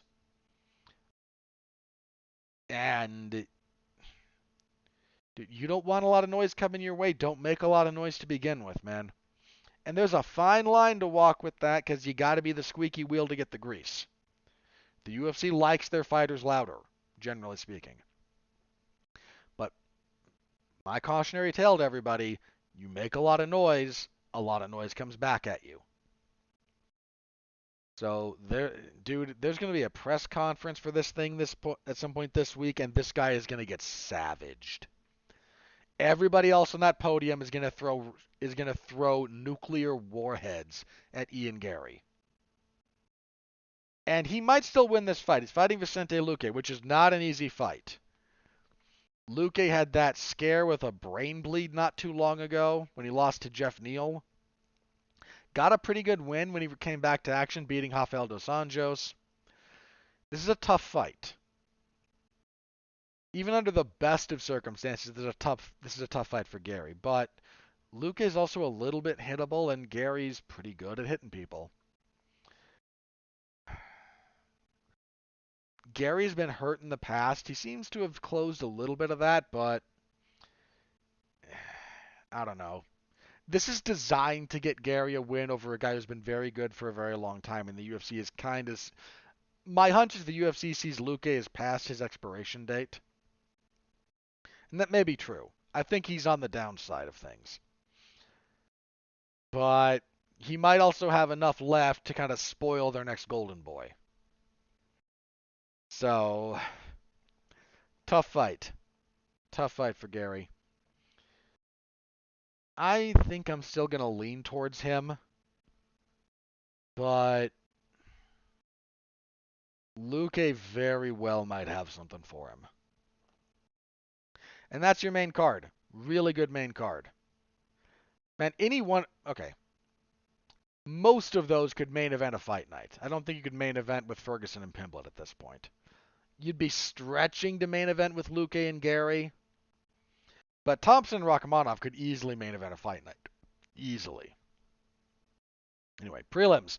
Because we're going long, people. You already know how much longer this is than I do. Prelims, featherweight. Josh Emmett was supposed to fight Giga Chikadze, and boy, was I looking forward to that. Unfortunately, Giga Chikadze tore his groin. He actually put the video out there. It happened in sparring. He was just throwing a kick. It happens, man. On short notice, in steps Bryce Mitchell. I applaud the cojones on Bryce Mitchell. He had a decent enough get-well win over Dan Ige after Ilia Topuria bludgeoned and choked him out. On short notice, this is a tough fight for him. Josh Emmett is hard to take down, and if Bryce Mitchell can't take you down, a lot of his game suffers. Emmett is a tank. He is one of the hardest punchers that division has ever seen consistently. I think he has the best knockdown rate in featherweight history. He's knocked everybody down he's fought. Possibly with the exception of Topuria. Yeah, he's tied with Jeremy Stephens for the most knockdowns in division history at 11. Now, he's on a 2-fight losing streak, and frankly, I thought he lost the Cater fight. He gave Yair Rodriguez problems before he got caught in that triangle choke, and then Topuria was just, Ilia Topuria. I would have favored Giga. Not by a lot, but I would have favored Giga. I am on short notice. If they had a full camp, I think Bryce might surprise some people. On short notice, I gotta go with Emmett here. Um, Again, not by the biggest of margins. Emmett needs a win pretty badly given the sort of rough patch he's in, but how old is he? He's 38. Yeah, the age is a problem. Mitchell only 29. But it's even under ideal circumstances, this is a tough matchup for Mitchell. On short notice, I feel okay going with Emmett. Women's bantamweight, probably a number one contender fight. God help us. Irene Aldana and Carol Hossa. Aldana coming off one of the most bafflingly bad performances in UFC Championship history. Lost a unanimous decision to Amanda Nunes. 50-44, 50-44, and 50-43. I think it was 50-42 personally. Like just terrible performance from Aldana in that fight. Terrible. She's trying to get right. Hossa split win over Yana Santos, lost to Norma Dumont before that. I'm gonna go with Aldana, but boy does she need to hit the reset button after doing nothing to Amanda Nunes.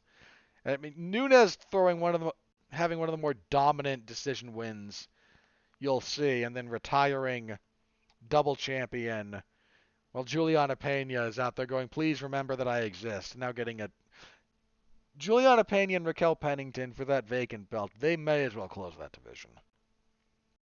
What a joke. Bantamweight, speaking of guys who badly need a win, Cody Garbrandt and Brian Kelleher. This might be the last stand of No Love.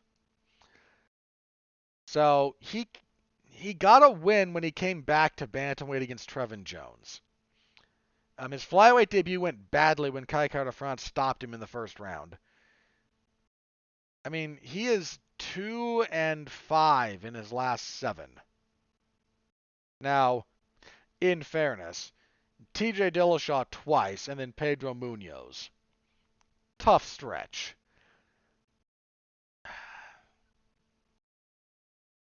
This feels like another kind of get right fight for Garbrandt. They're slowly rebuilding him.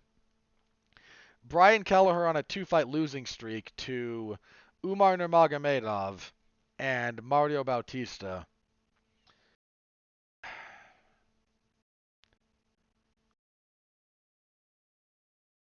I don't know how good Kelleher is at bantamweight.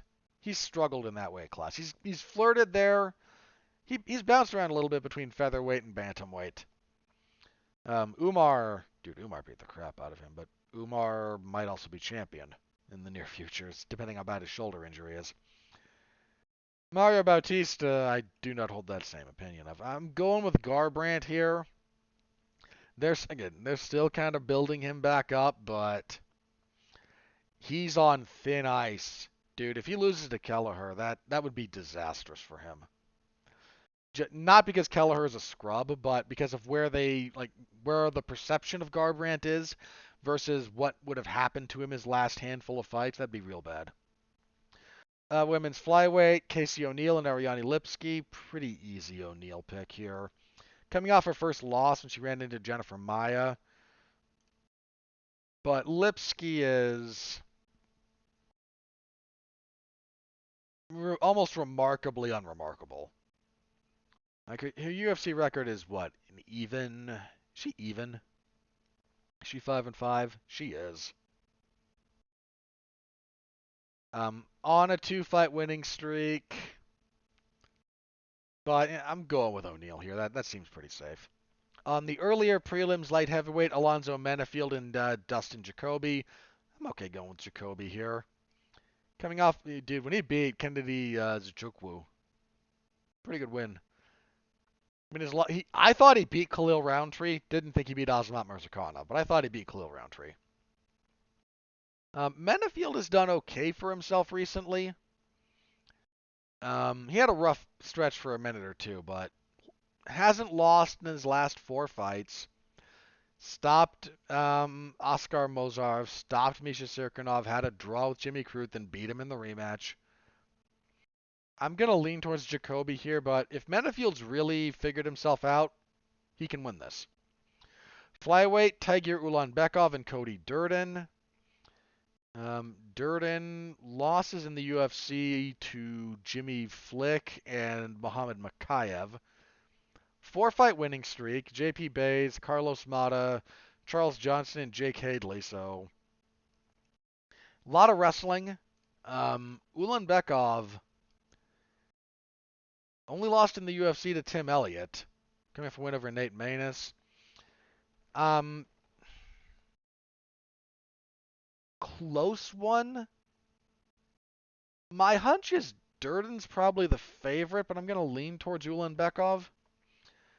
I think Durden's style of wrestling is just Ulanbekov is probably going to be ready for that. Let me check the odds just for the sake of it.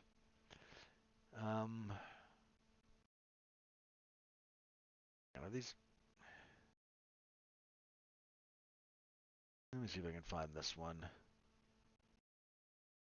So, what are the other fights, just out of curiosity? Edwards favored over Covington. Garbrandt favored over Kelleher. O'Neal over Lipsky. Aldana over Hossa. Mitchell's the favorite over Emmett. Interesting. Gary favored over Luque. Pemblet a pretty big favorite over Ferguson. Pantoja slight favorite over Royval. Rachmanov the biggest favorite on the card at the moment over Thompson. That tracks.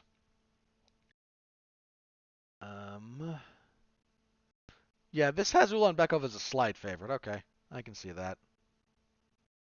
I can see that. Jacoby's favorite over Menafield, almost little over 2-1. That's interesting. Dude, if I can get 2-1 on Menafield to win that fight, that might be a little bit tempting. Sorry, moving on. Andre Fili and Lucas Almeida. Man, Fili's all over the place. He had moments against Nathaniel Wood, but he's just been there forever. It might just be time for him to. It's almost time for him to pack it in. He's the slight favorite here. Let me double check Almeida. Because Almeida's been with the UFC for a minute or two. He is 14-2. Only 1-1 in the UFC. Beat Michael Trezano and then lost to Pat Sabatini. Yeah, I'm gonna go with Fili. I think Fili's good enough to avoid the losing streak here, but dude, that guy just been up and down, up and down, up and down, up and down, up and down. Um, all right. And let's see. Next, heavyweights. Martin Buday and Shamil Gaziev. Buday's actually had a few pretty good fights in the UFC. He's 13-1, 4-0 in the UFC. Only loss was in his second fight ever to Juan Espino. So 13 fight winning streak, wins in the UFC over Chris Barnett, Łukasz Brzeski, Jake Collier, and Josh Parisian. Gaziev, I want to say, is making his debut. Gaziev fighting out of Bahrain. Is he the first Bahrainian? He might be. Won his Contender Series fight. Yeah, undefeated. Sorry, 11-0.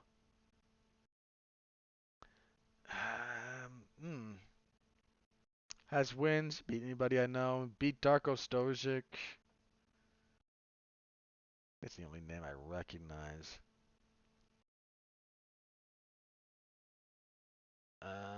Maybe Do I know Kirill Kornilov? I think I know another Kirill.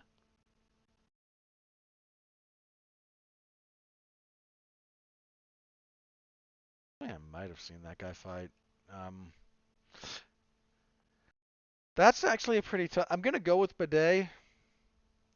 Um, but that might be a little bit closer than most people are willing to. Yeah, the odds are relatively close. So going with Bidet, but I'm not gonna sleep entirely on Gaziev. And then kicking everything off, a pretty good welterweight fight, Randy Brown and Muslim Salikov. Brown, uh, he's been hard to beat, man. Lost to Michael Graves, lost to Bilal Muhammad, lost to Nico Price, lost to Vicente Luque, and lost to Jack Della Maddalena.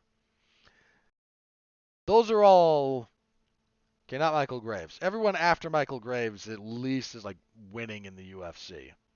Coming off a win over Wellington Turman, my gut is saying Salikov here. Salikov lost to Nicholas Dalby his last time out, but I think Salikov probably still has enough to give Randy Brown problems. Brown's length might be an issue for him though, but Brown a pretty decent favorite actually. I'm still going with Salikov, but Brown a near 3-1 favorite. Interesting. I mean, again, I've never advised betting based on my picks here, so please don't. But that's the event. MMA's on 411mania.com. This Saturday, I will be covering it start to finish, as I usually do. All right. Oh, jeez. About 2 hours. I'll try to be quick through my news items here, because I don't have too many of them. So let's start with my disappointment with the California State Athletic Commission. They had a meeting and they approved bare knuckle boxing, which some interesting data came out about this because you had to come basically before them and like present data and answer their questions. So Eric McGracken on Twitter broke down some of this. So some interesting medical data. We've had enough BKFC events and some other like bare knuckle stuff to have a good enough sample size. So interestingly enough, bare knuckle fighters actually suffer fewer hand injuries than either MMA or boxing. I imagine if our sample size had been limited to like the first few bare knuckle events, that data would have been skewed the other direction. But people figured out you have to be very careful punching bare knuckle. They do have wraps, but that's more supporting the wrist. You have to be careful how you punch because otherwise you will break your hand. There's a real art to that. So people are more careful with their punches in bare knuckle fighting, and so they again don't break their hands as much. Not surprising, the gloves are designed more to weaponize your fist than to protect it. Well, yeah, no, that's more accurate. It's not that they don't protect it, but the fundamental design is to allow you to hit harder. Is it safer than hitting harder without anything? Yes. Is it designed for maximum safety when punching? No. It's designed for the space between adequate protection and maximizing damage. And that's true for boxing, kickboxing, Muay Thai, MMA, or 4-ounce Muay Thai, whatever. That's the glove design kind of wants to live in that space. It lets you punch harder, and it does lead, and because you are punching harder, more hand breaks. The interesting thing for me was not that. That actually doesn't surprise me the more people have figured some stuff out about bare knuckle. There was actually a lower rate of concussions in bare knuckle than boxing or MMA. Boxing and MMA are about comparable. I remember, I've been around long enough to remember when people were doing you take less head trauma in MMA than boxing because you don't do the standing 8 count and the defense is, no, it's about the same. Shut up. You actually get, but apparently there's less like full-blown concussions in bare knuckle. Little bit surprising to me.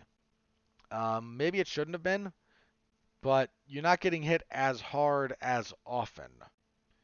So maybe it shouldn't be as surprising. What you do get more of in bare knuckle, to the surprise of no one, a lot more lacerations. The instances of cuts in bare knuckle are, again, to the shock of no one, wildly higher than MMA or boxing. But again, this is part of like safety and medical data that they presented, and a few bits of interesting stuff. You can go look up the whole thing if you're curious. That doesn't disappoint me. I think that's not unreasonable. What did disappoint me is the California State Athletic Commission approving one slap fight. There's going to be a power slap event there.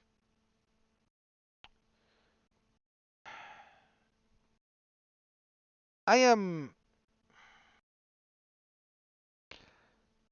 am struggling to fully articulate my disgust with this. So let me start with the following. One, I have serious questions about the ethics of slap fighting. It's not a martial art. Let me start here, which actually calls into serious question whether or not the California State Athletic Commission can legally sanction it. They are allowed by law to sanction boxing, kickboxing, and martial arts. Slap fighting is not a martial art. It is not. It is not a discipline of fighting by any stretch of the imagination. A discipline of fighting, an art of war, has to involve defense. It has to involve skill. Slap fighting is not that. There is no art. There is no skill. Dana White can lie through his teeth about the technique of how you palm strike instead of slap. Sure. Go to a strip mall karate school of any flavor of karate or taekwondo. If that's not a completely fraudulent school, anyone there with a blue belt or higher, I'll forgive the white, yellow, and orange guys. And some of that might change depending on how you hand out belts. I forget how all the taekwondo look, my system does white, yellow, orange, purple, blue, green, brown, black. That's the system. That's the ranking. Jiu-jitsu does for adults white, blue, purple, brown, black, possibly red. If you're small enough to continue that it doesn't actually matter, but that exists. Others do it differently. Sometimes it's just swapping blue and purple. Sometimes green is in different locations. Some people put a red belt between brown and black. Some people put a red before you get brown. Know the system. So anyone who is above the beginner stages of that martial art, if the system in school is not fraudulent, will know how to throw a palm strike instead of a slap. Any of them. Whether they do it in sparring or not, well, who knows. But the theory, they should at least be able to hit a heavy bag appropriately with a palm strike from any direction. That's all you're doing. All you're doing is sitting. This is not a demonstration of skill. It is a demonstration of who can take more brain damage before they fall over. Not a martial art. Not a martial art. So I would argue they can't even legally sanction it by their own definition. But I'm not the lawyer. I didn't make the ruling. I'm not or judge. No one's going to challenge this. Which leads me to the serious ethical concerns around the sanctioning of this to begin with. This is a spectacle. Nothing more. We're not that far removed from feeding people to animals. You might think I'm exaggerating here, okay? You might be saying, seriously? You're likening this to a public execution wherein Christians are fed to lions in the Roman Colosseum. I'm saying, when you start saying, this is okay, we're not as far removed as you think from horrifying spectacle. That's all I'm saying. So don't like it. Don't like the direction it indicates things are going.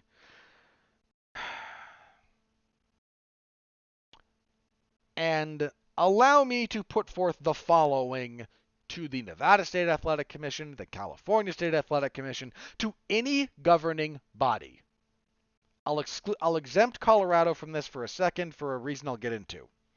To all of you hypocrites, to all of you, again, you hypocrites, you moral cowards, every single one of you enjoying your position appointed by the governor to this cushy job where you barely do it to begin with. Every one of you who is a glorified member of the Chamber of Commerce or the Board of Tourism.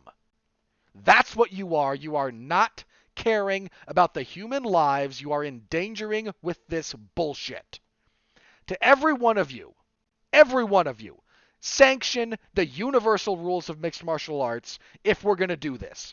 If you are going to have the gall to stand there and tell me that these two idiots that you pulled off the street fighting for a ham sandwich, doing nothing but standing across a table, hitting each other in the head as hard as they can until one of them falls over, where you are not allowed by the rules of this spectacle to engage in defense, you have zero, and I mean zero, ground to stand on for not allowing 12 to 6 elbows and knees to the head of a downed opponent, or soccer kicks for that matter.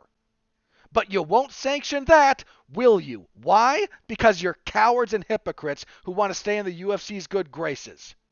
That's all you're doing. And anyone with the slightest degree of critical thinking skills sees your naked hypocrisy and greed for what it is. Shame on every single one of you pathetic bureaucrats. Every one of you. And you know what? Last thing about this, to the existence of power slap and slap fighting in general. You craven promoters paying the least amount. Every promoter tries to pay the least amount possible. I'm doubly pissed off at you people because you don't allow these men and women to defend themselves. You don't allow it. You pay nothing. Barely a down payment on a car. A used car in this economy.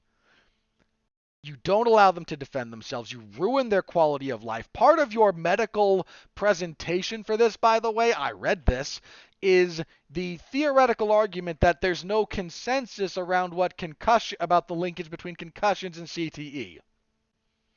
This is what we're standing on now? Really? You don't even generate fans with this. You don't have fans. You know what Slap does? No one watches this crap.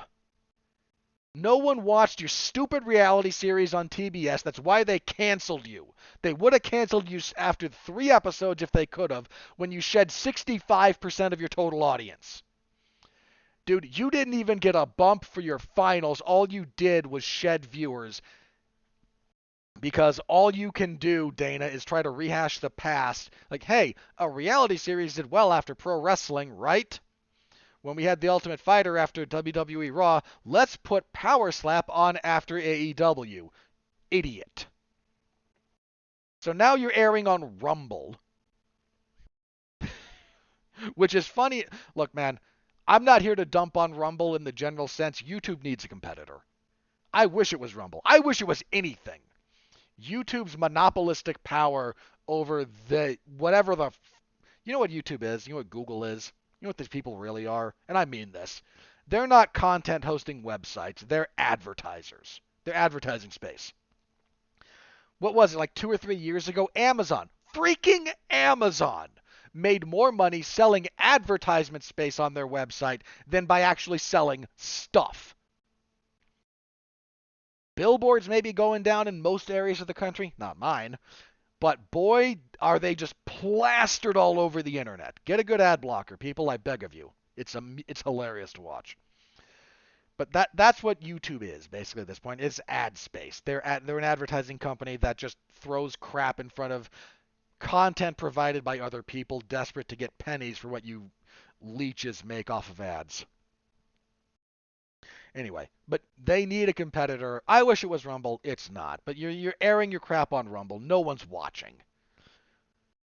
You have your stupid little pay-per-views. No one's buying. You know why they keep throwing money at this?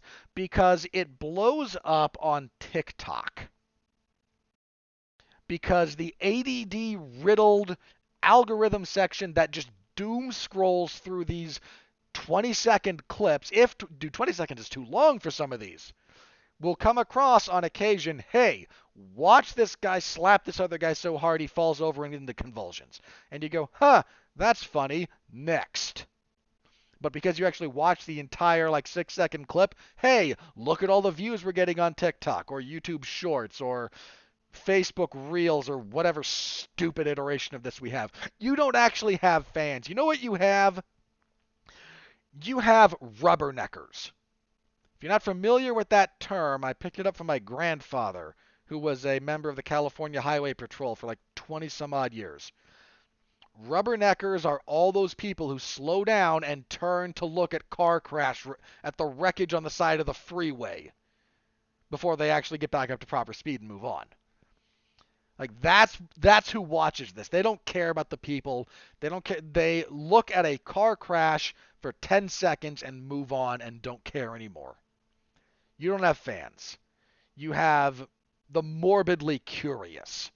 That's all you've got. And if that's what we're trying to monetize in this day and age, I weep for the future.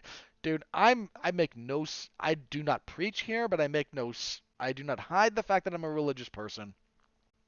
I know things are going to get worse before they get better, but good grief, we're doing this. Like, you may as well have guys stand across from each other and kick each other in the nuts until they fall over. Why are we not doing Rochambeau professionally?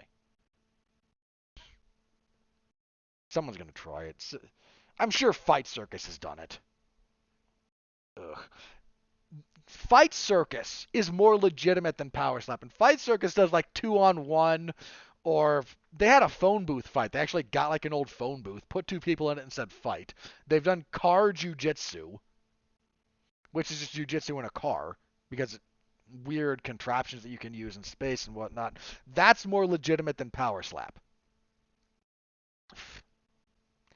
Yet here we are.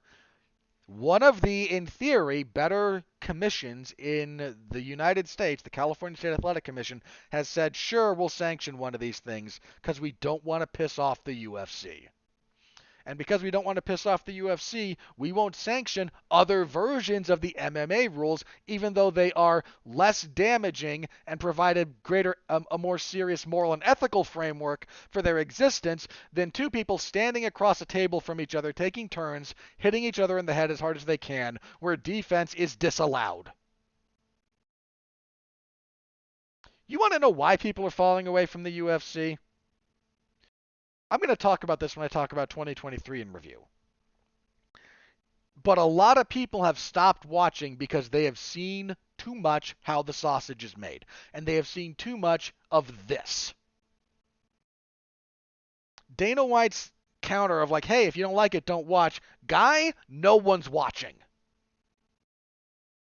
And you still have the UFC commentary team. You've got poor John Anik or John Gooden or Brendan Fitzgerald 18 times in your 6-hour broadcast going, hey, Power Slap, here's an ad read. Nobody wants to watch it. You won't stop talking about it. You won't stop putting it on the UFC website. You won't stop sending emails to people like me about it. And you won't stop putting it on the official UFC Twitter feed because nobody's following the Power Slap one. We don't want to watch it. You are cramming it down our throats and saying if you don't want it, don't watch. Screw you. I don't need your bald-faced hypocrisy, all of you.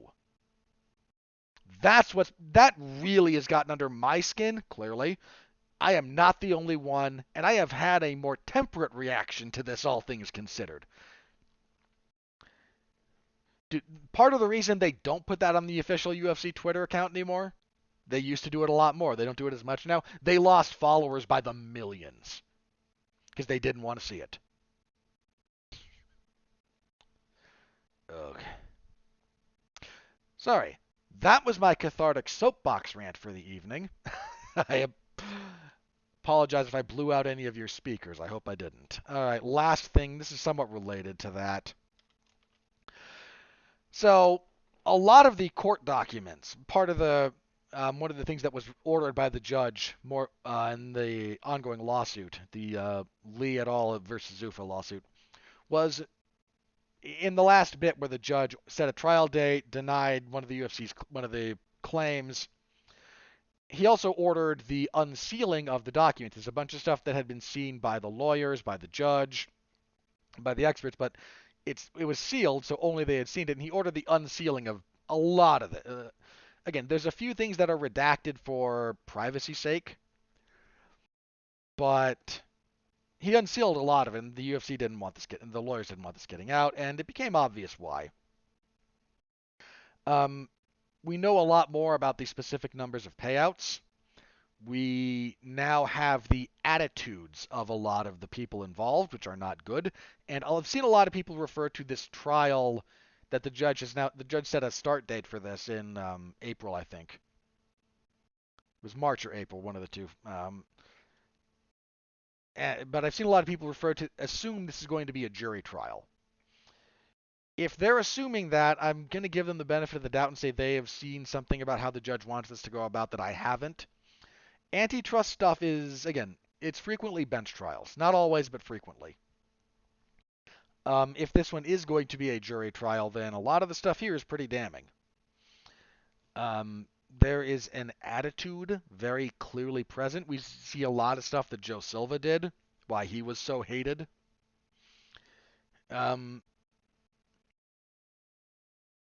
Here's the biggest thing that they're going to run into. A few of the things are going to come up. One, there's an anti-competitive sentiment. What does that mean, you might be asking? They do a lot of stuff to deliberately stop another promotion from coming up. They are trying to create a non-competitive marketplace. That's a problem legally. Here's the other thing.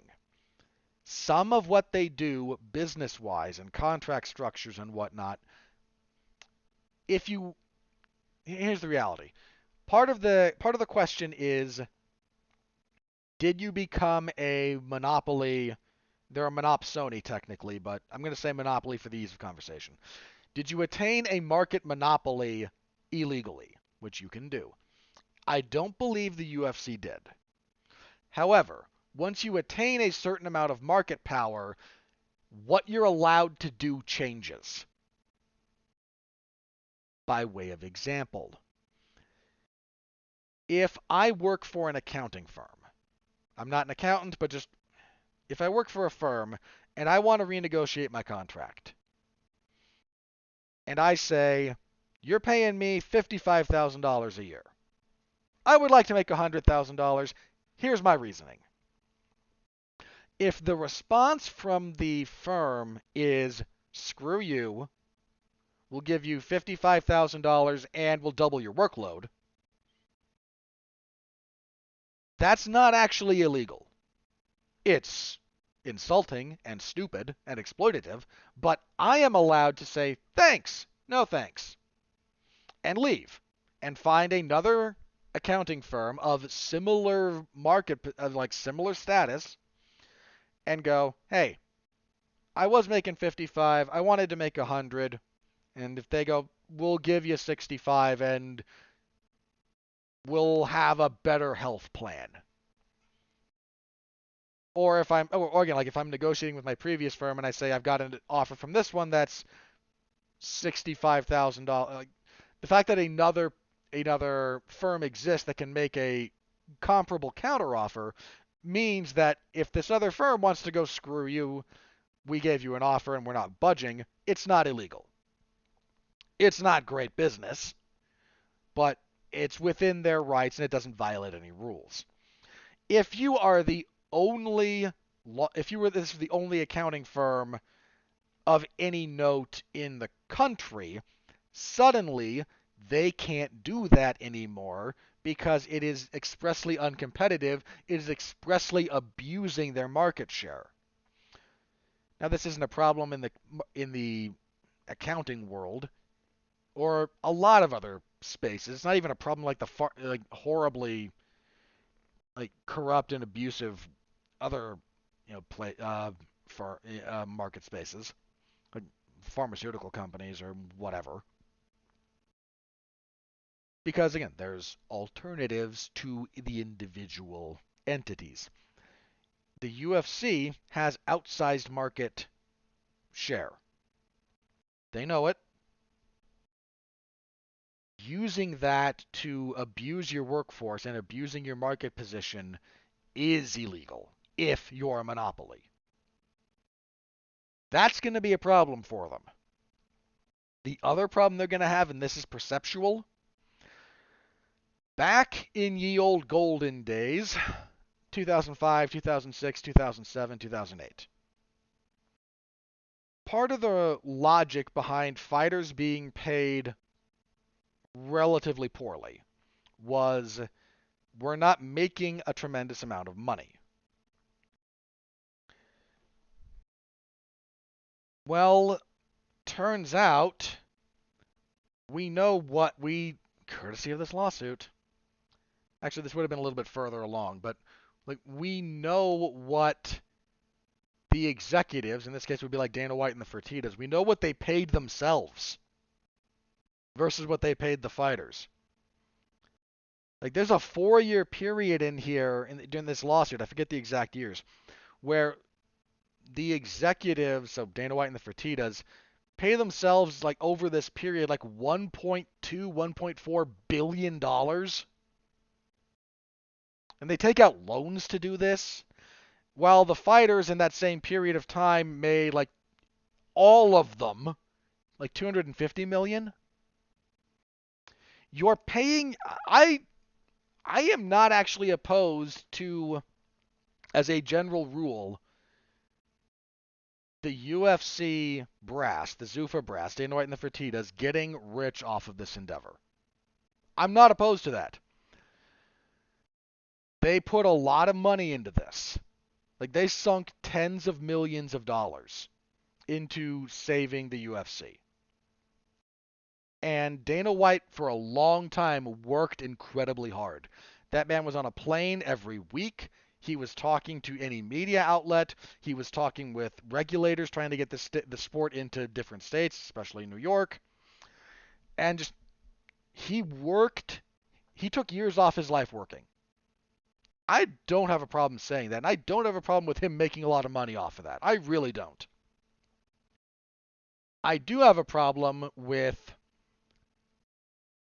the UFC and again with the executives making themselves very rich while keeping the fighters very poor.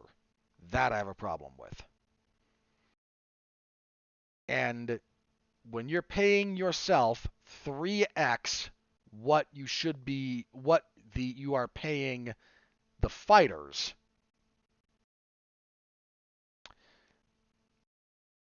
that's a problem.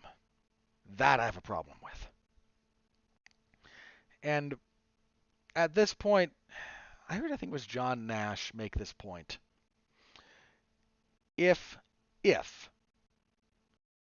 the UFC is correct in their self-assessment that what's being sold is that people are buying the UFC brand, not the fighters, then the following should be true.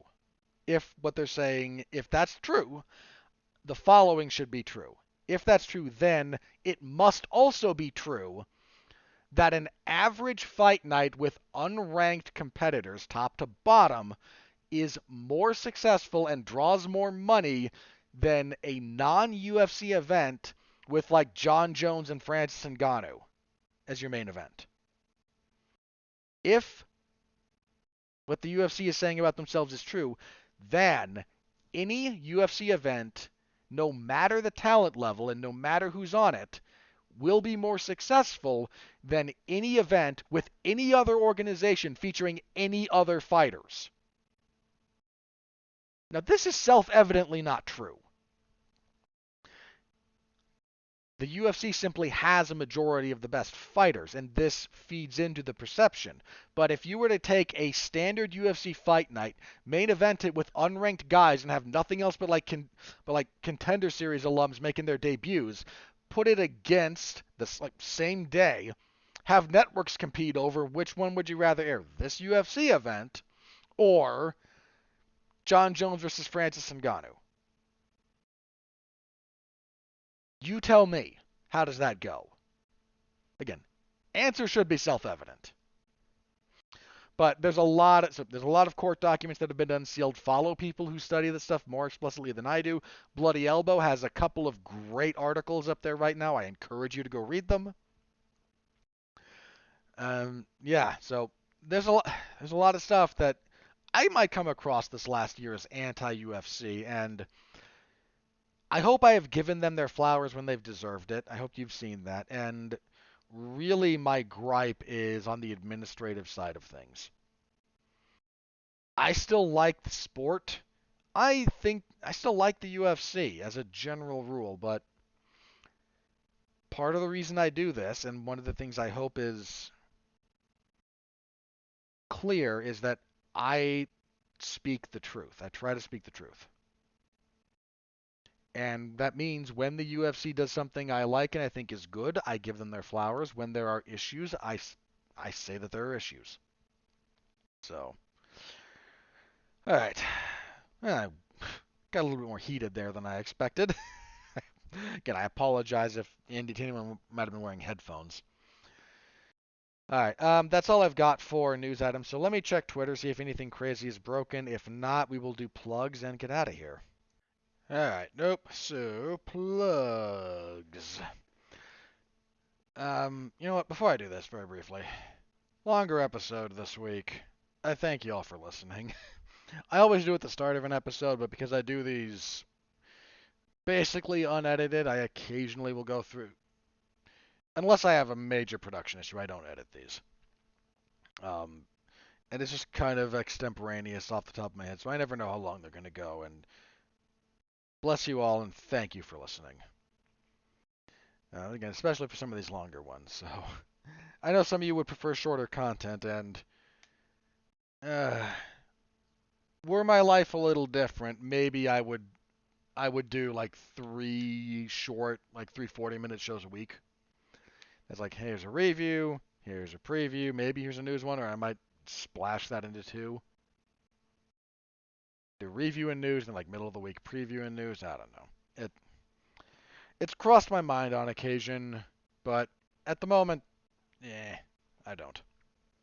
For a variety of reasons, but maybe more in the future. We'll see. The year's coming to a close. Thank you all very much for listening.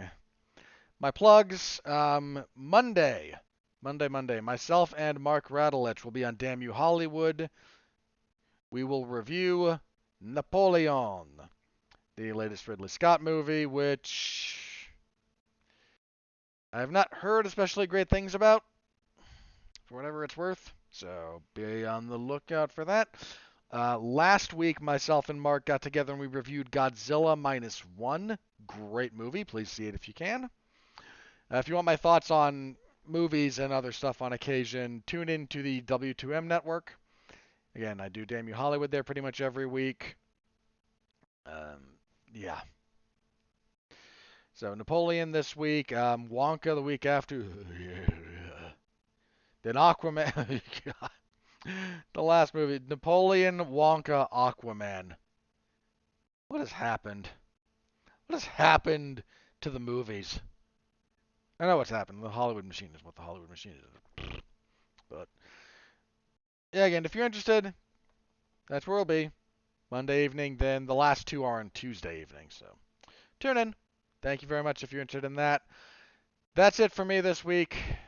Thank you again. Next week, last show of the year? This week will be the 17th. Yeah, I'm not doing one Christmas Eve.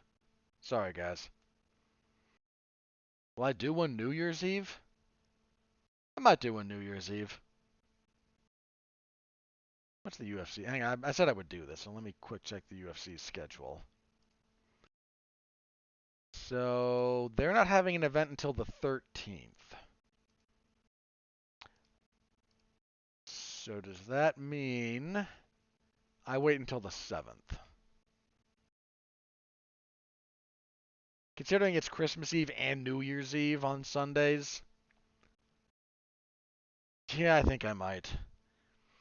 So next week, last show of the year, then we will be back on the 7th with my 2023 year in review and a preview of, what's the UFC getting up to? Magomed Ankalaev and Johnny Walker 2. Jim Miller's on that card. Boy, I am going to be pissed if we are risking Jim Miller at UFC 300 for this. We probably won't. We don't have, UFC 300 is going to be April. That should be enough time for Jim Miller to turn around. If it's not, I'm going to be pissed. So, anyway, that's for the future.